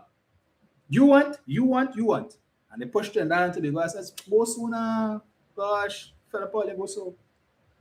And we in the corner there, like put me one, sucking finger. And all the big energy companies that have the monies coming in and they cutting up the pie. So by the time 2030 come around, and if you all do the right thing and get rid of this UNC government, it mightn't have much left for the PNM to get. Just telling you, right? Because right now, the government of the day is not prepared to leverage on Stuart Young's relationship with the government of Venezuela. We don't need Stuart. Don't need all there. We could do things up. Okay, fine. Well, pick up the phone and call Delcy and say, hey, what now? We could get a piece of that too. You see that field there? 200 trillion cubic feet. That one there that probably have maybe 20 trillion. We could get that. For us, we will share, profit sharing now. Delcy already talking about building infrastructure in Venezuela to process their gas, right? Yeah, so when the money starts to run there and they take care of some of their debts and they start to fix back up the country, they're saying, well, here what? You see this middleman thing? We are going to build the infrastructure in Venezuela so that we can process our gas here, and the money that them get in, all of that will stay with us.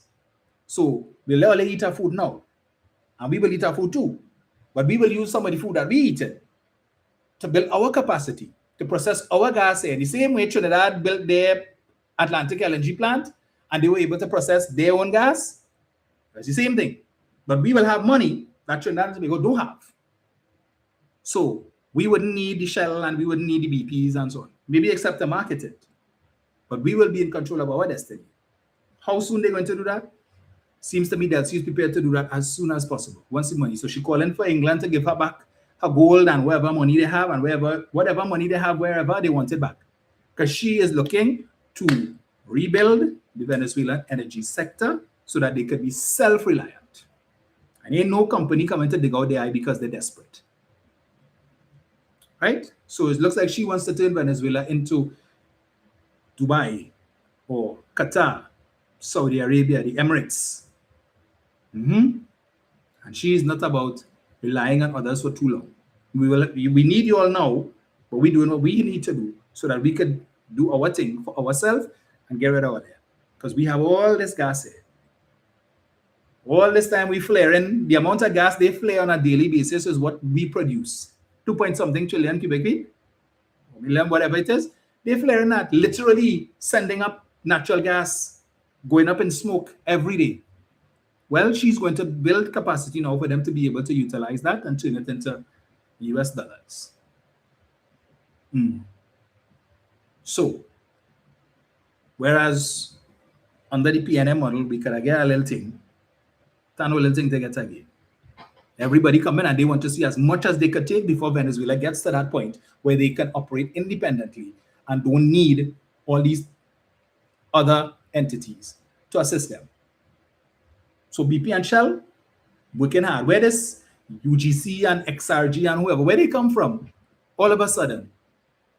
Because up north opened the gate and everybody come in to see as much as they could get. No. So what it will have left of that 200 trillion cubic feet when the PNM comes back into office, if there's anything left, we don't know. But yes, Iran's patience has given them leverage now to control the Strait of Hormuz and the Red Sea. Shirlene Henry saying, yes, I read that they are wanting to build their own processing plant. Yes, Delcy said that. That is where she's headed. Because because remember, Trump was inviting US companies to go into Venezuela and fix up all their infrastructure, right? So she realized, well, we could send our people to Trinidad or whatever, see what is the model with Atlantic LNG and build something similar or on a larger scale over there. And right now, BP and Shell will be willing to negotiate anything. Wherever they could get it taken. So, Part 868 is saying we need the opposition to go around the country and explain to the people what is going on, town hall meetings. That is coming, Pat. Leon Graves is saying anytime Venezuela goes into the gas business, that will be a death blow for Trinidad and Tobago. Indeed. Indeed. Right? And that is why this 5 years is very critical. Very, very critical. And we needed to have a government in place that has a relationship with the government of Venezuela, which we do not have. Let me just take Brian here and then I go. Brian. Yeah, very quickly, good evening. Yes. And that's what I was trying to explain on another program last night. That we are in a death trap because we are now price takers. Mm-hmm. And one of the online persons said it correct. That we get the crumbs. Mm-hmm. And now we have to come and negotiate now with Shell and BP. And it's only 10%, and because of what Dr. Rowley and Shojung did with Atlantic LNG, we're lucky to be getting 10% because before that, we only had 10% in Train 1 and 11% in Train 4. Mm-hmm. And what BP and Shell were doing was passing the gas through Trains 2 and 3, yep. and even as well. And Dr. Rowley and Shojung, they recognized that and said, listen, hold on, we need to have a little say. But in addition to that, Brian, don't forget, we also had a shareholding in Train 1, which they were too eager to get rid of and shut down. Exactly. Do you understand? And that is why it was so important what Shojung and Dr. Rowley had done at that point in time. Mm-hmm. People are understanding that. So now all we're going to get is getting royalty, which is a lot of money. All we're going to get now is what comes through the 10% through Atlantic. Yep. And whatever else these bunch of non-negotiators could negotiate for the downstream industries, which apparently they don't care about. Yes. And that's why you're hearing nothing about Nutrien or Methanex. I understand there'll be more closing down again. In Point Lisas. Ramdeen don't care about it. It is that bad. And people don't understand it. We are losing important foreign forex revenue. That was our revenue stream. 80% of the income into Trinidad and Tobago was through those downstream industries in Deco, but because PNM built it. And that's the only reason why, and that is the problem with this government, with the UNC. Not because PNM built it, not because you can't take advantage of it as well, because it's for all of us. It's not just for all of you, but for PNM. It is for the country. And that is my concern because anytime the next general election comes around, you know how many countries in the when I had countries from Saudi Arabia and the Middle East talking to Venezuela, I was in shock. I said, but where they come from? And that is my concern because we are too small. These countries have money. We don't. Yeah. So when they come to talk to Delcy now, and she sees money because right now she needs money to rebuild the whole country and to get the people back on her side. And she's gonna take. That's why she even went to Barbados and told Miss Motley, come across and let's talk LNG in Venezuela. That's what she did. And people not understanding that the UNC will never understand that. So them fighting against the PNM and compare the PNM back in and trying to take kudos for what the PNM did. And so they are at the table. We don't even know what price Shell and they're going to and BP going to sell us, negotiate with us gas and how much we're going to get. We don't even know. And then on top of that, NGC still has to negotiate with the downstream industries, market them even further, and negotiate with the downstream industries. And they may very well say, listen, that is way out of our wheelhouse. We can pay you that kind of money for that. And therein lies the problem. Because the marking up of the prices may become difficult for the downstream industries. Yep. And we were not there before. And that, for me, is a big concern. You understand? So, if people, I'm urging people to take great interest in what is going on and don't listen to these fly-by-night. Well, pat myself on the back as though the UNC did anything. They did nothing. It was all the work that went on before. Because if there was no license done by the PNM in 2024, we would be in trouble, even more trouble today. You understand? Because gas mills have come to Trinidad and Tobago at all. Yep. But because we have a little say, because what was done before, we will get some gas, yes. How much, we don't know. What will be the benefit to Trinidad and Tobago? We're still waiting to find out. And knowing this government, they will never tell us the truth. Have a good evening. You too, sir. Jenny. Hi, Dominic. Hi. Hi, Washington. Let me say formally. Good afternoon, MP Dominic. To you and all the listeners and callers on Taxford Monday. Dominic, I don't know if you will hear me out. More gas coming to Trinidad and Tobago and gas started to Trinidad and Tobago to me two different things. Because BP is the one who negotiated with Venezuela. And all BP doing is using our pipeline to pump the gas from whatever, Venezuela, wherever. That's all. So we are just the host. Yes. We don't really have any stake. So if BP, their shareholders are in England, they will do everything that they have to do to benefit their shareholders. If not Trinidad and Tobago, they're going to benefit. So if BP sit down and negotiate with Venezuela, you think they say, well, here, what now? As we get in 100% here, we go get Trinidad and Tobago. You think they're going to sit down and work out any big, they will give us money due.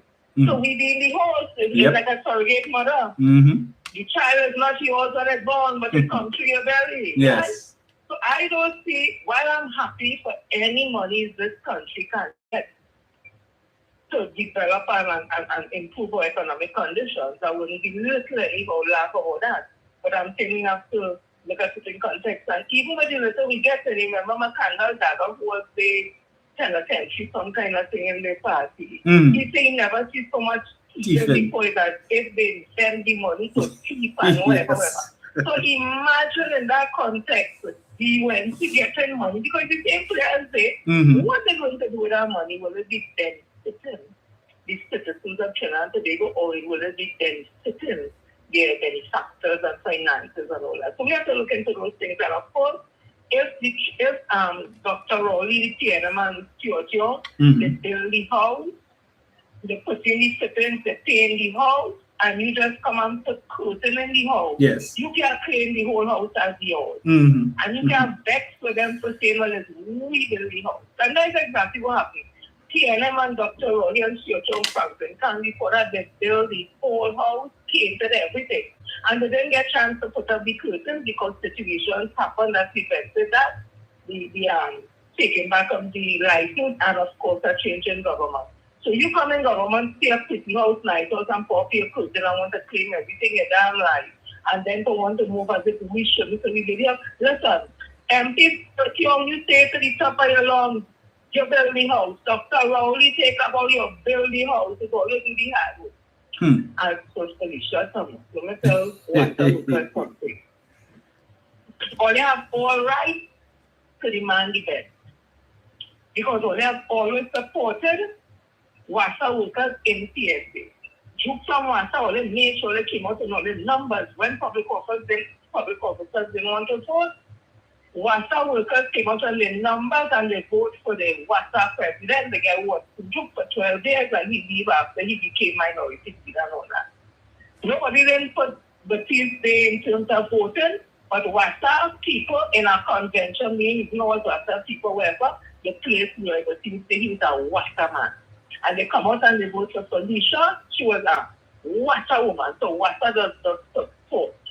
Felicia Thomas tell WASA workers and the whole of the public service, if only vote for UNC, only getting 10%. She didn't say here what now. Only go get some in non-cash and some in cash. She said 10% starting point at the negotiation. She come and put a letter on our table and say, what promise next, promise kept. And then you hear it was no final, nothing. It was just a letter saying here what you're going to start the negotiation at 10%. So she started lying from all that. Finally, she signed something, and people must always remember the CPO, Dr. Dengial, is directed and instructed by the Minister of Finance, Mr. Benjamin Tanku. The CPO don't come and say here what, or they only getting this, or they getting non-cash. No. The Minister of Finance tells the CPO to come and talk because the Minister of Finance can't come to talk to public officers just like that. There's a barrier there because it becomes conflict of interest. And you have the CPO, who is a senior public officer, right? So everything the Minister of Finance tells CPO to say and do, the CPO has to do. So the fight is not with the CPO. Any conversation should be taken to the Minister of Finance, but I'm coming down a little finishing up. Felicia Thomas is on a board of directors that the UNC put in place right now. The board of directors in WASA is a board put in place by the UNC right now. And if Felicia Thomas promised WASA workers and public officers to get 10%, how come if now the board of directors by the UNC put in place that they tell people to vote for a meeting with all you, how it can be the board for? The board will be directed by who? Not the Minister of Finance, not the UNC. So if the board of directors not meeting with Felicia Thomas, and Felicia Thomas and PSA is the recognized majority union to negotiate on behalf of WASA workers, and she herself on a UNC state board, in fact the UNC put you on a state board. WASA workers work it out now. This girl playing all this fools, all this thing jumping on top of can talking and being taking it to. And that game this woman putting all this, she had all them meetings for UNC, shouting, Rowley must go, and yellow code, and she go up on the stage and she goes, man, stop that thing and whatever, and we get 10% because he's wicked and evil and wicked and them. She said all that everywhere she go, just for labor, they always banging and going down, and hey. How come now WASA workers are always supported? Felicia Thomas, and he knows in Minister of Labor, so he's quiet. He can't get one because he's an employer now. Always support all of them. And today, always still marching for money and blaming the board of WASA. The board of WASA is instructed by the government. Felicia on a board, she is instructed by the government, and she said all of we get 10%. No public officers, retirees, they ain't get no money. Some public officers get $20,000. We hear the 10% is now 40%, like the $20,000. And 60% is non-cash. And they want to give you food card or something. And then you want to go and say, we want 60% non-cash. We want 80% cash and where non-cash. Where's non-cash? WASA workers are talking to us today. I have no problem on them asking for their money. I have no problem with action. All they want to take the quality service. The company making the money, or it should be paid. But the person to look at and to blame is not the board of directors of WASA. It's not the CTO. It has to be Felicia Thomas because she's on a board of directors. She's an employer too. So she's a part of the bourgeoisie class. She can't say nothing that is damn bad. She's making it because the government paying she. And she's a union member and a union president. And she represents WASA. How does that work? And I did get the money and she called and said, oh, they don't set us for the thing. It's unfair that the unfortunate, the PLM government didn't give them the money and there's a board that made their own money and they get it money. Well, WASA has made their own money. A UNC government in place, a UNC board in place, US are UNC, PSA is UNC. How WASA workers ain't getting the money? WASA workers do be food. please don't be fooled. As I say this last people, they don't get a message wrong. I have people that go about their debt. I have people that are marching for what all they want, but all their training, all their eyes on the wrong person to blame. It's Felicia Thomas, all they have to blame if she have all their in this and our public officers in this. Thank you, Dominic. Have a blessed week. Thank you, Jen. Everybody listening, you have a blessed. Thank you. Right, that's what I said. As a union leader, you cannot impose your political leanings on your membership. You cannot allow that to define how you go about doing your job that your members pay and they dues for every month. That's madness. If you are UNC, when you go in the polling booth on election day, you put your X next to UNC, but you can't be making decisions that affects the lives of thousands of people based on your own political preference. And now you find yourself in this situation. So the government feel they could walk over the PSC and do whatever it is they want. You know why? Because Felicia is UNC and we put her on our board and we have her quiet right where we want her. That's what they feel. So I'm not buying this stupidness coming from Padarat that he didn't know and he's awaiting a report from the board of WASA. Rubbish. And the management of WASA. Garbage. They waiting on you. You have to give them instructions. Tax school have to give instructions to miss us with that nonsense. Let me just play a little bit of this guy. He cuss. So he stop cussing. This is the gentleman who was arrested just during the election campaign when he did a live talking about using tie straps to hogtie PNM supporters to prevent them from going to the polls to cast their vote. And he's from La Brea. And he takes credit for contributing to the PNM's loss of La Brea in the election. And today, I am Young Saidan, the voice of the ghetto youth. And I have a message for Miss Khadija Amin, Mr. Dave Tanku, and even my mother, Kamla Pasabisasa. Kamla, we want to know. Khadija, we want to know. Tanku, we want to know if you does pay rent. We want to know if our landlord does come by your house every month. We want to know if your house need groceries. We want to know if your light bill is dormant. We want to know if the man come to cut your yard and you're hiding because you can't pay him. We want to know if your children need books to go to school and you don't know where the books coming from to buy on the list. Because at the end of the day, we want to let all you know, stop take people for our soul. You understand? That's what we want to let all you know. We are not like them over there, so this is in-house bacchanal for a matter of fact. Eh? So you see them over there, so I don't want to see none of all you coming in my chat and saying nothing. The PNM lovers, we don't want to see all you here because at the end of the day, this is something that all you do have balls to do, right? So we're moving on. Let me show you something, right?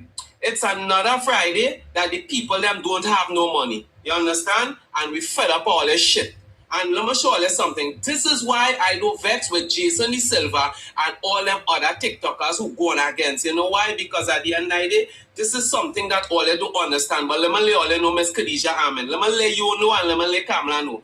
You see, people like me, I get locked up for UNC, you understand? I went against the order and put my neck on the block for all you. And you see, this shit all you doing, people, all you need to stop it. Because, for a matter of fact, let me show you something. See, all the people all you are paying, don't pay them. Keep all the money because you see, after this 5 years, this is the last 5 years all you will be getting. That's why we want to lay all you know today.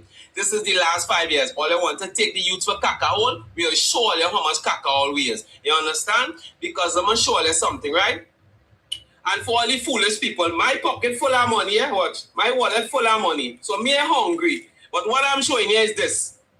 It have a lot of items be on the ground, just like how Jason De Silva does be on the ground. And I could call all the other vloggers them who take lead in their community and votes for the people them. And we vote for people and we have a mandate and we have a promise to deliver to the people them. And because of all the bullshit, all the have we looking like a set of assholes in the community and on the ground. Well, we want to let all you know something. We have the ground lock. Let me show you something, right? I come from the La Brea constituency. La Brea never win. UNC never win. in Library yet until I come out and tell the people we tie strapping all the PNM people who vote for PNM, you know, in that kind of way. So don't let we look like asshole today. We vouch for the people them and we need to deliver. And if all they don't want to deliver, we will move all here from there and get people who willing to do what we would like them to do for the citizens of Trinidad and Tobago and for the people in our community, because we fed up all this shit now. You understand? Ms. Khadija, let me show you something, right? Every time we talk to you, you have staff working over the weekend, over the fortnight, 24 hours to pay people, and up to now people can't get paid. So let me show you something. What them staff doing? Like them staff sit down in the office betting on CPL cricket game because me and see them nobody getting paid. What shit all they coming around people with? Stop the... Hey, let me show you something. All they lucky I stop cussing them. All they luck, hey, all they will bring back the old me. Let me show you something, right? Kamala, we give you a chance. We want to change, and that's why we put all of you understand? And don't let me, and you know, as people start to talk, all of us want to talk. I don't want nobody call my phone, and I don't want nobody tell me one shit, because you know why? Enough is enough. We give all enough time. All they need to start to work now, and if all they ain't work, don't worry. Time will come, and all they will work out. That's what we want to let all you know this morning. And yes, I'm going to show you something, right? Enough is enough. We don't want to hear no excuse. We just want to see the people them get money in the bank account by this week. We give all them one more week to pay everybody. And as all them pay everybody, keep all the money. Don't pay nobody. Keep all the money. Put it in all the bank account before they are foreign. Thief. Because after this 5 years, this is going to be all the last time to thief in a long while. Me and all you. Who sent you? Who sent you? Eric. To you, MP Dominic Romina, and the listeners, callers, and the viewers of this government stubborn thing on this Sunday. So, giving us your time, Sunday after Sunday, to give us the facts of what is going on in the country. Now, I sat there just now listening to that talk video you played there just now. And he is just one of many persons that the UNC or then UNC opposition would have paid bloggers to come out on social media and cost the PNM with all kind of lies, propaganda, deceit, deception. This UNC now, what is still UNC in 2010 is no different. You understand? The UNC now was the same UNC in 1995. So I'm trying to understand what you're telling me. PNM have been in existence since 1956, and this year made it 70 years in existence. Out of 70 years, PNM held office for 30 unbroken years until 1986, when they lost against Ian Robinson. And then in 95 on that Fandy, and then 2010 on that Kamala, and then, well, this time around. In Tobago, they lost in 2021, and this time around, right? People in this country have the opportunity to make things right. You know what is our problem as citizens in this country? Not everybody, yeah? Most of them, there's one things right there, they're entitled to. Like the government had to come and put a check in your lap every month while you sit at home doing nothing. And once you can't get that, you want to curse the government or cause us a bacchanal. No. When Dr. Rowley and Stuart Young and Imbert and them said that coming to late 2026 into 2027, we're going to see a gradual improvement of the economy with the gas and what have you. To the Guardian and to the Tobago people, we do not ban our belly to see the fruits of the labor down the road. We want to see things happen now. So the UNC opposition portray the PSA president,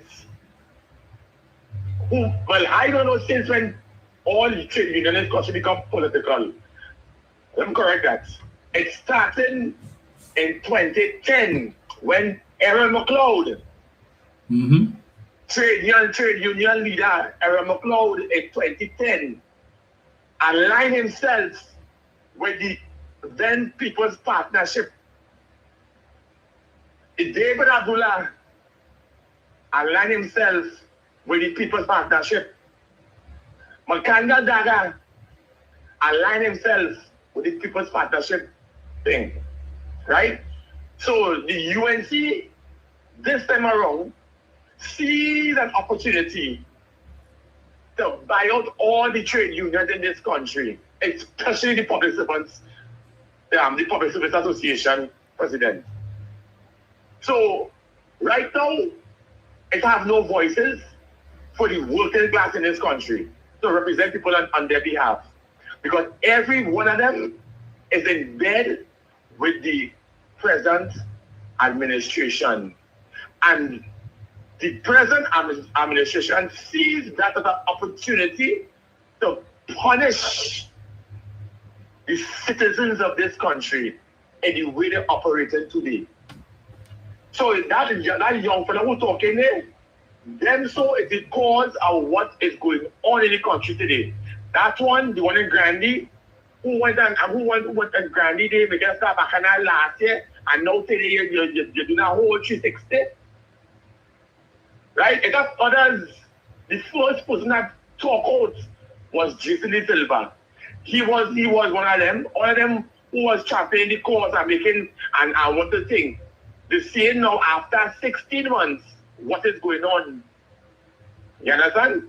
But you're telling me now, you gave them 1 week to pay people, or else if they ain't pay, they could take the money and such that wherever. You see that deal, that gas deal that coming here? A lot of corruption and thievery is going to play off just what happened in 2010. A lot of corruption and thievery going and play off. They will give the public servants scrums while them and the financiers pocketing the millions of dollars. You understand? So the government at the end of the day was running this country on an apartheid, racial, deceptive manner, clearly outlined that we in charge, and whatever we do, whether you like it or you don't like it, we in charge. You remember back in 1995 when Fanny won, they say it's we time now. You remember in 2010 when Kamala said we will rise? This time we in charge. Right?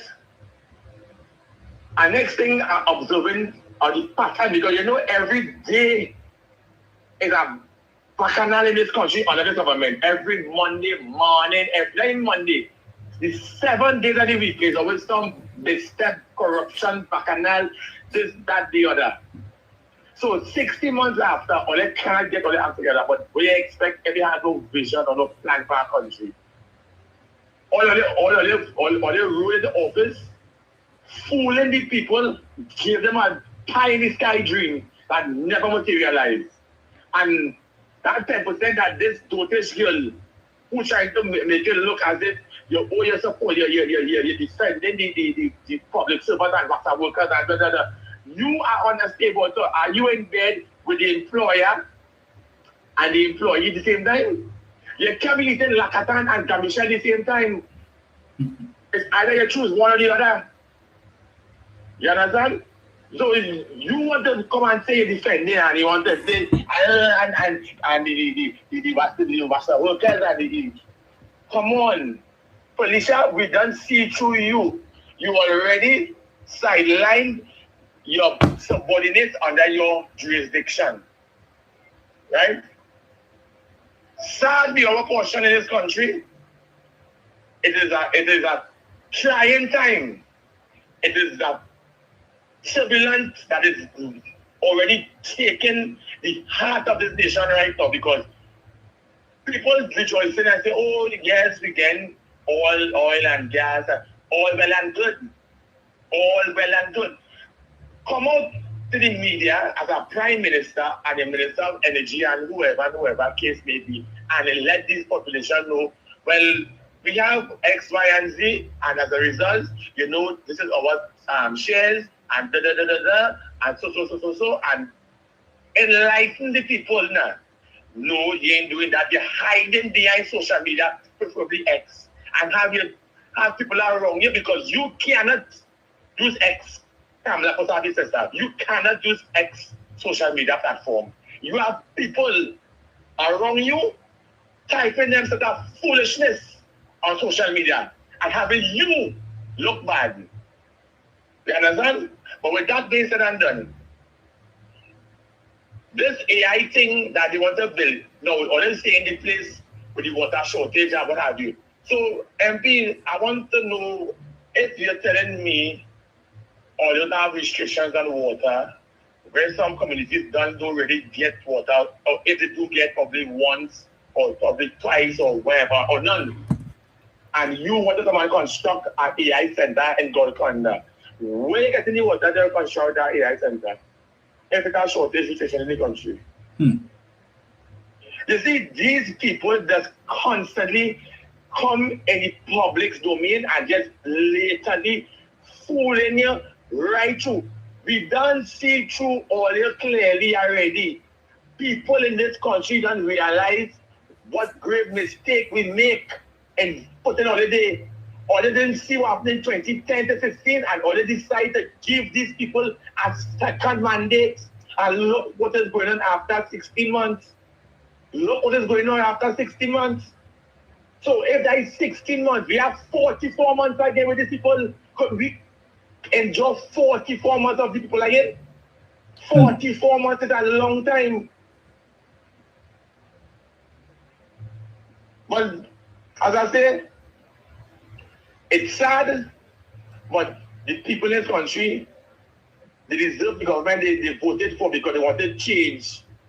And there's always saying, there's an old saying, the people in our country have perished for lack of knowledge and ignorance. And people went and vote in ignorance and they let propaganda and deception cloud the judgment to where we are today.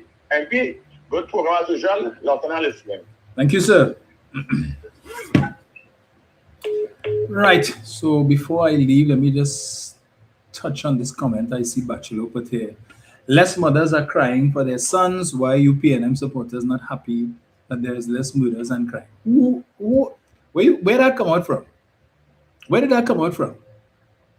Less murders and less murders. Do you know what the actual murder rate is? Because many people are asking that question, right? Can't get a straight answer because the police not telling us. Different media houses giving you different figures. You have Ian Allen giving you one figure. You have DJ Sheriff giving you another figure. Then there's another called Crime Spot or something, so giving you another figure. So we don't know.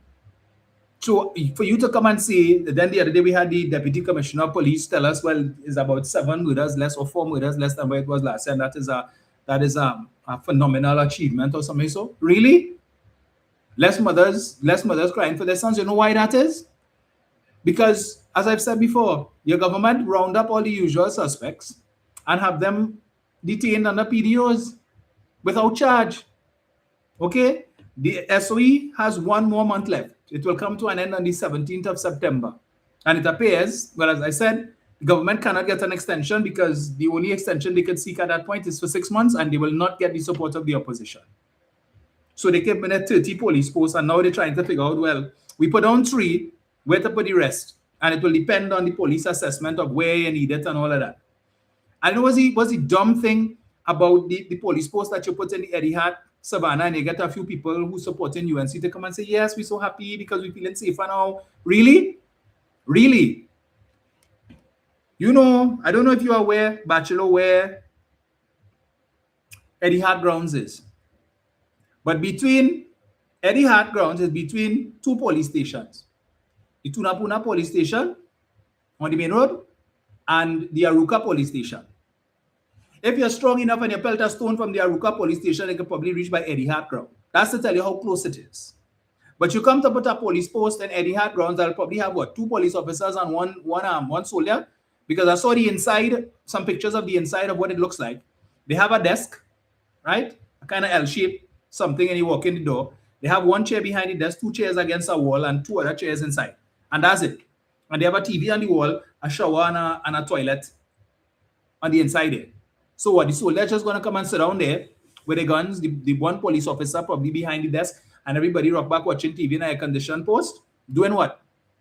How many vehicles are they going to allocate to each one of these police posts? So if it is, they have 1 vehicle, and something happens, and they get a call, and they go on, and a second call comes in. Who responded? Make it make sense to me now.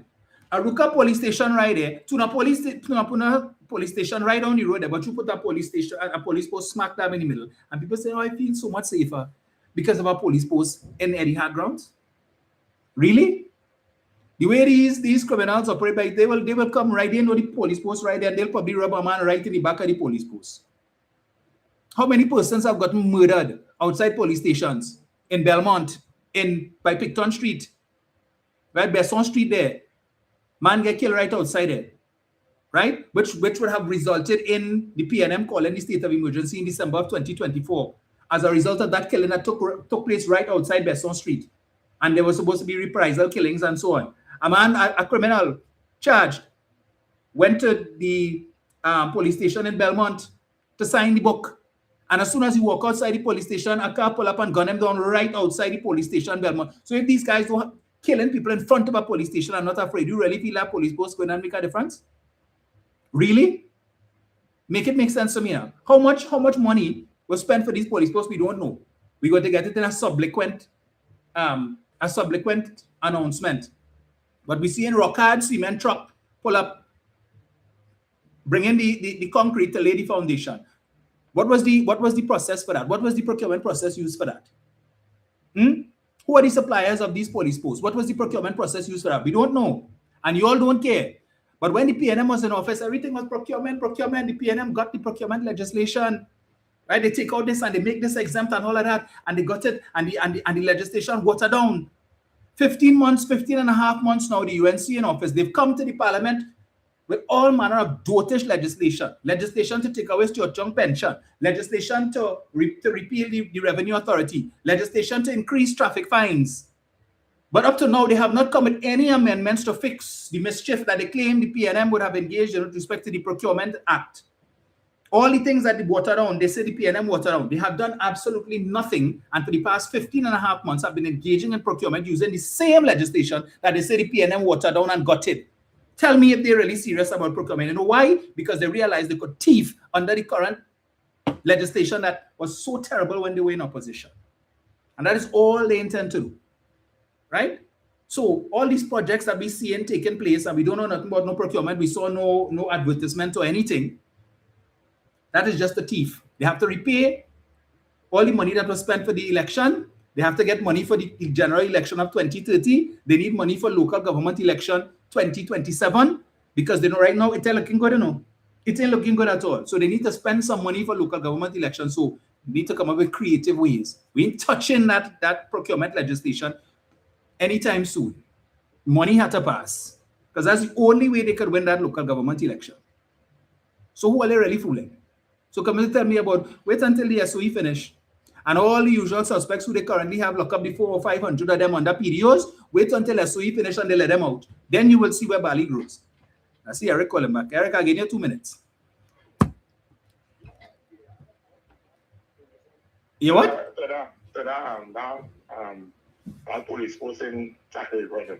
Now, for people who lives in Tacarigua, right, on the Orange Grove Road, there's a funeral home called Belgrove Funeral Home and Crematorium, right? Mm-hmm. For people who live there, it have a gas station going east along the Eastern Main Road. And from the gas station, all the way to Belgrove has an underground gas pipeline so that the gas station supplies Belgrove's crematorium with the cremation, what have you. So when the chairman from the Tunapuna Piapo Corporation came out and said that the pipeline they would have capped the pipeline, all the UNC sycophants and propagandists jump out until the NGC came out and put a statement, oh, yes, there's a gas line there, it has been inactive for much years, and blah, blah, blah. I want somebody to tell me in layman terms, that gas line, all it's saying is inactive. How do you all can ascertain it is inactive? Did you all do an analysis? Did you all do a upkeep, a upgrade? What do? Or they didn't do nothing of that sort, or they didn't say it's inactive. So, God forbid, something ought to take place, a strong earthquake, God forbid. What is going to happen to the police force?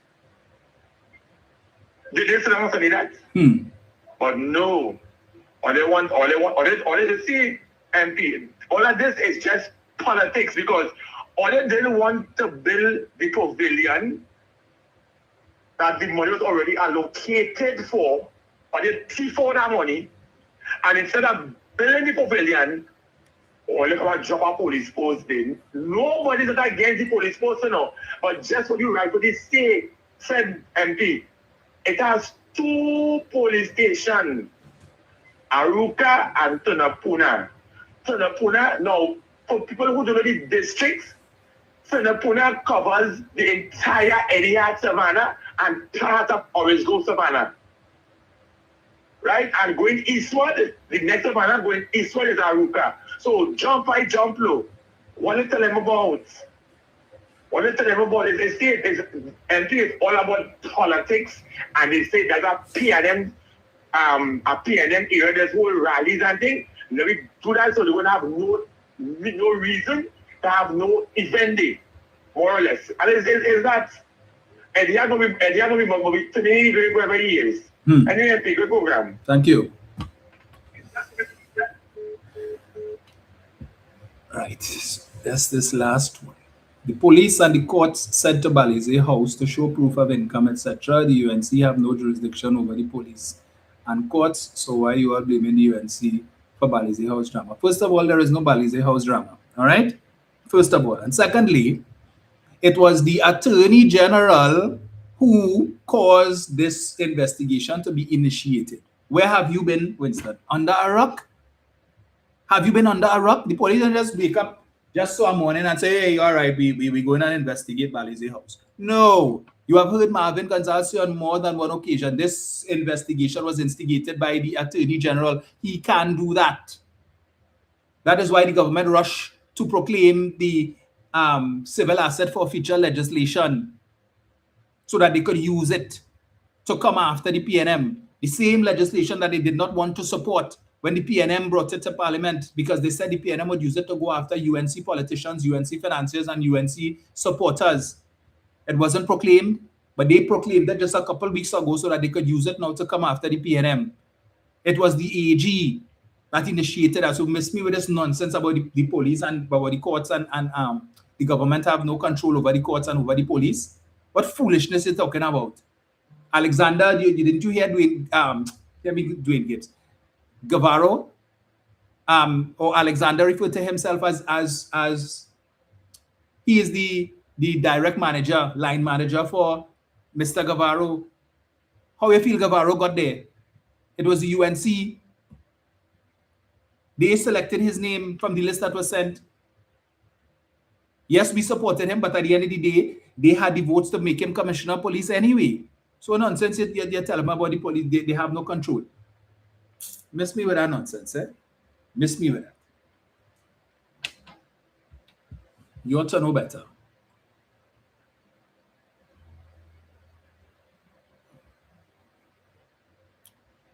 First time I see a mobile post without wheels with concrete. Truck build that. UNC coalition government use contracts to empty the taxpayers' pockets, police posts who give them contracts. Exactly. Right? But we're waiting to hear what was the procurement process. Because Alexander said that this thing has been in train for 13 months now. So did you all engage in a procurement process over the last 13 months? Well, show us, where was this advertised? Who were the bidders to provide these posts? Who were the bidders to provide the concrete and so on? Who were they? What was the process that you all used to go through and to evaluate the bids and the tenders? What was the process? Who did that evaluation? We don't know that. And of course, people like Bachelor and them don't care. So they try to change the narrative to come and tell me nonsense about PNM drama. The PNM has no drama. Didn't you hear our chairman yesterday? We intend to fight this to the hilt. If you all want to know PNM business, come down to Balize House, get an application form and fill it out, and get a member of the PNM to sign you up as a recommender. And then the form will pay you $10, right? And the form will go before the Central X, and they will then assess it. And if it is they approve you as a member, then you become a member of the People's National Movement, and you're free to ask anything about the finances of the party. That is of no business to UNC, but all you want to be all up in PNM business. You could tell me where it is the UNC got all those millions to fund the election campaign in 2025? No. You care to know? No. But want to be all up in PNM business. But what we know for a fact, we didn't spend the kind of money UNC spent, eh? Right. Dolly wouldn't talk about that. Allegedly $20 million spent in Toko Sangirandi. Where that came from? Where did that come from? I, as candidate for Maraba Mosika, I didn't even spend a fraction of that. And I funded my own campaign. Okay? I didn't go around, I didn't have any financiers to come and give me ton loads of money. I told my team, this is what we're working with. This is what I have. All right? Make it work. Make it work. All I got from the party, they provided me with posters to put up on the walls and to put up on the lampposts, right? And we got jerseys. For me, not to give out. For me, for my personal use. That was it. So when UNC candidates were getting hundreds and thousands of jerseys, we didn't have that facility in the PNM. We had to go and raise funds to buy our own jerseys to give out to supporters. Where did UNC get theirs? Because it was one standard jersey that they were making. And all these billboards all over the place. Big, big billboards. I had one. You know how much one of that? Ton of money. But I saw in Arangwes, St. Joseph, on the highway between from Grand Bazaar, the interchange heading down there, the amount that Devish Maharaj had all over. These big, big, big. Anyway. Folks, we will chat again soon. All right, enjoy your week. May it be a productive one, as I always say. Enjoy the rest of your Sunday. I don't know if you have any CPL cricket match today. I know people are disappointed at that match between Jamaica and TKR last night, but hopefully they will be able to redeem themselves. All right, so yeah. Trevor says yes, he baby dog. So enjoy the rest of your Sunday, folks. Thank you for joining.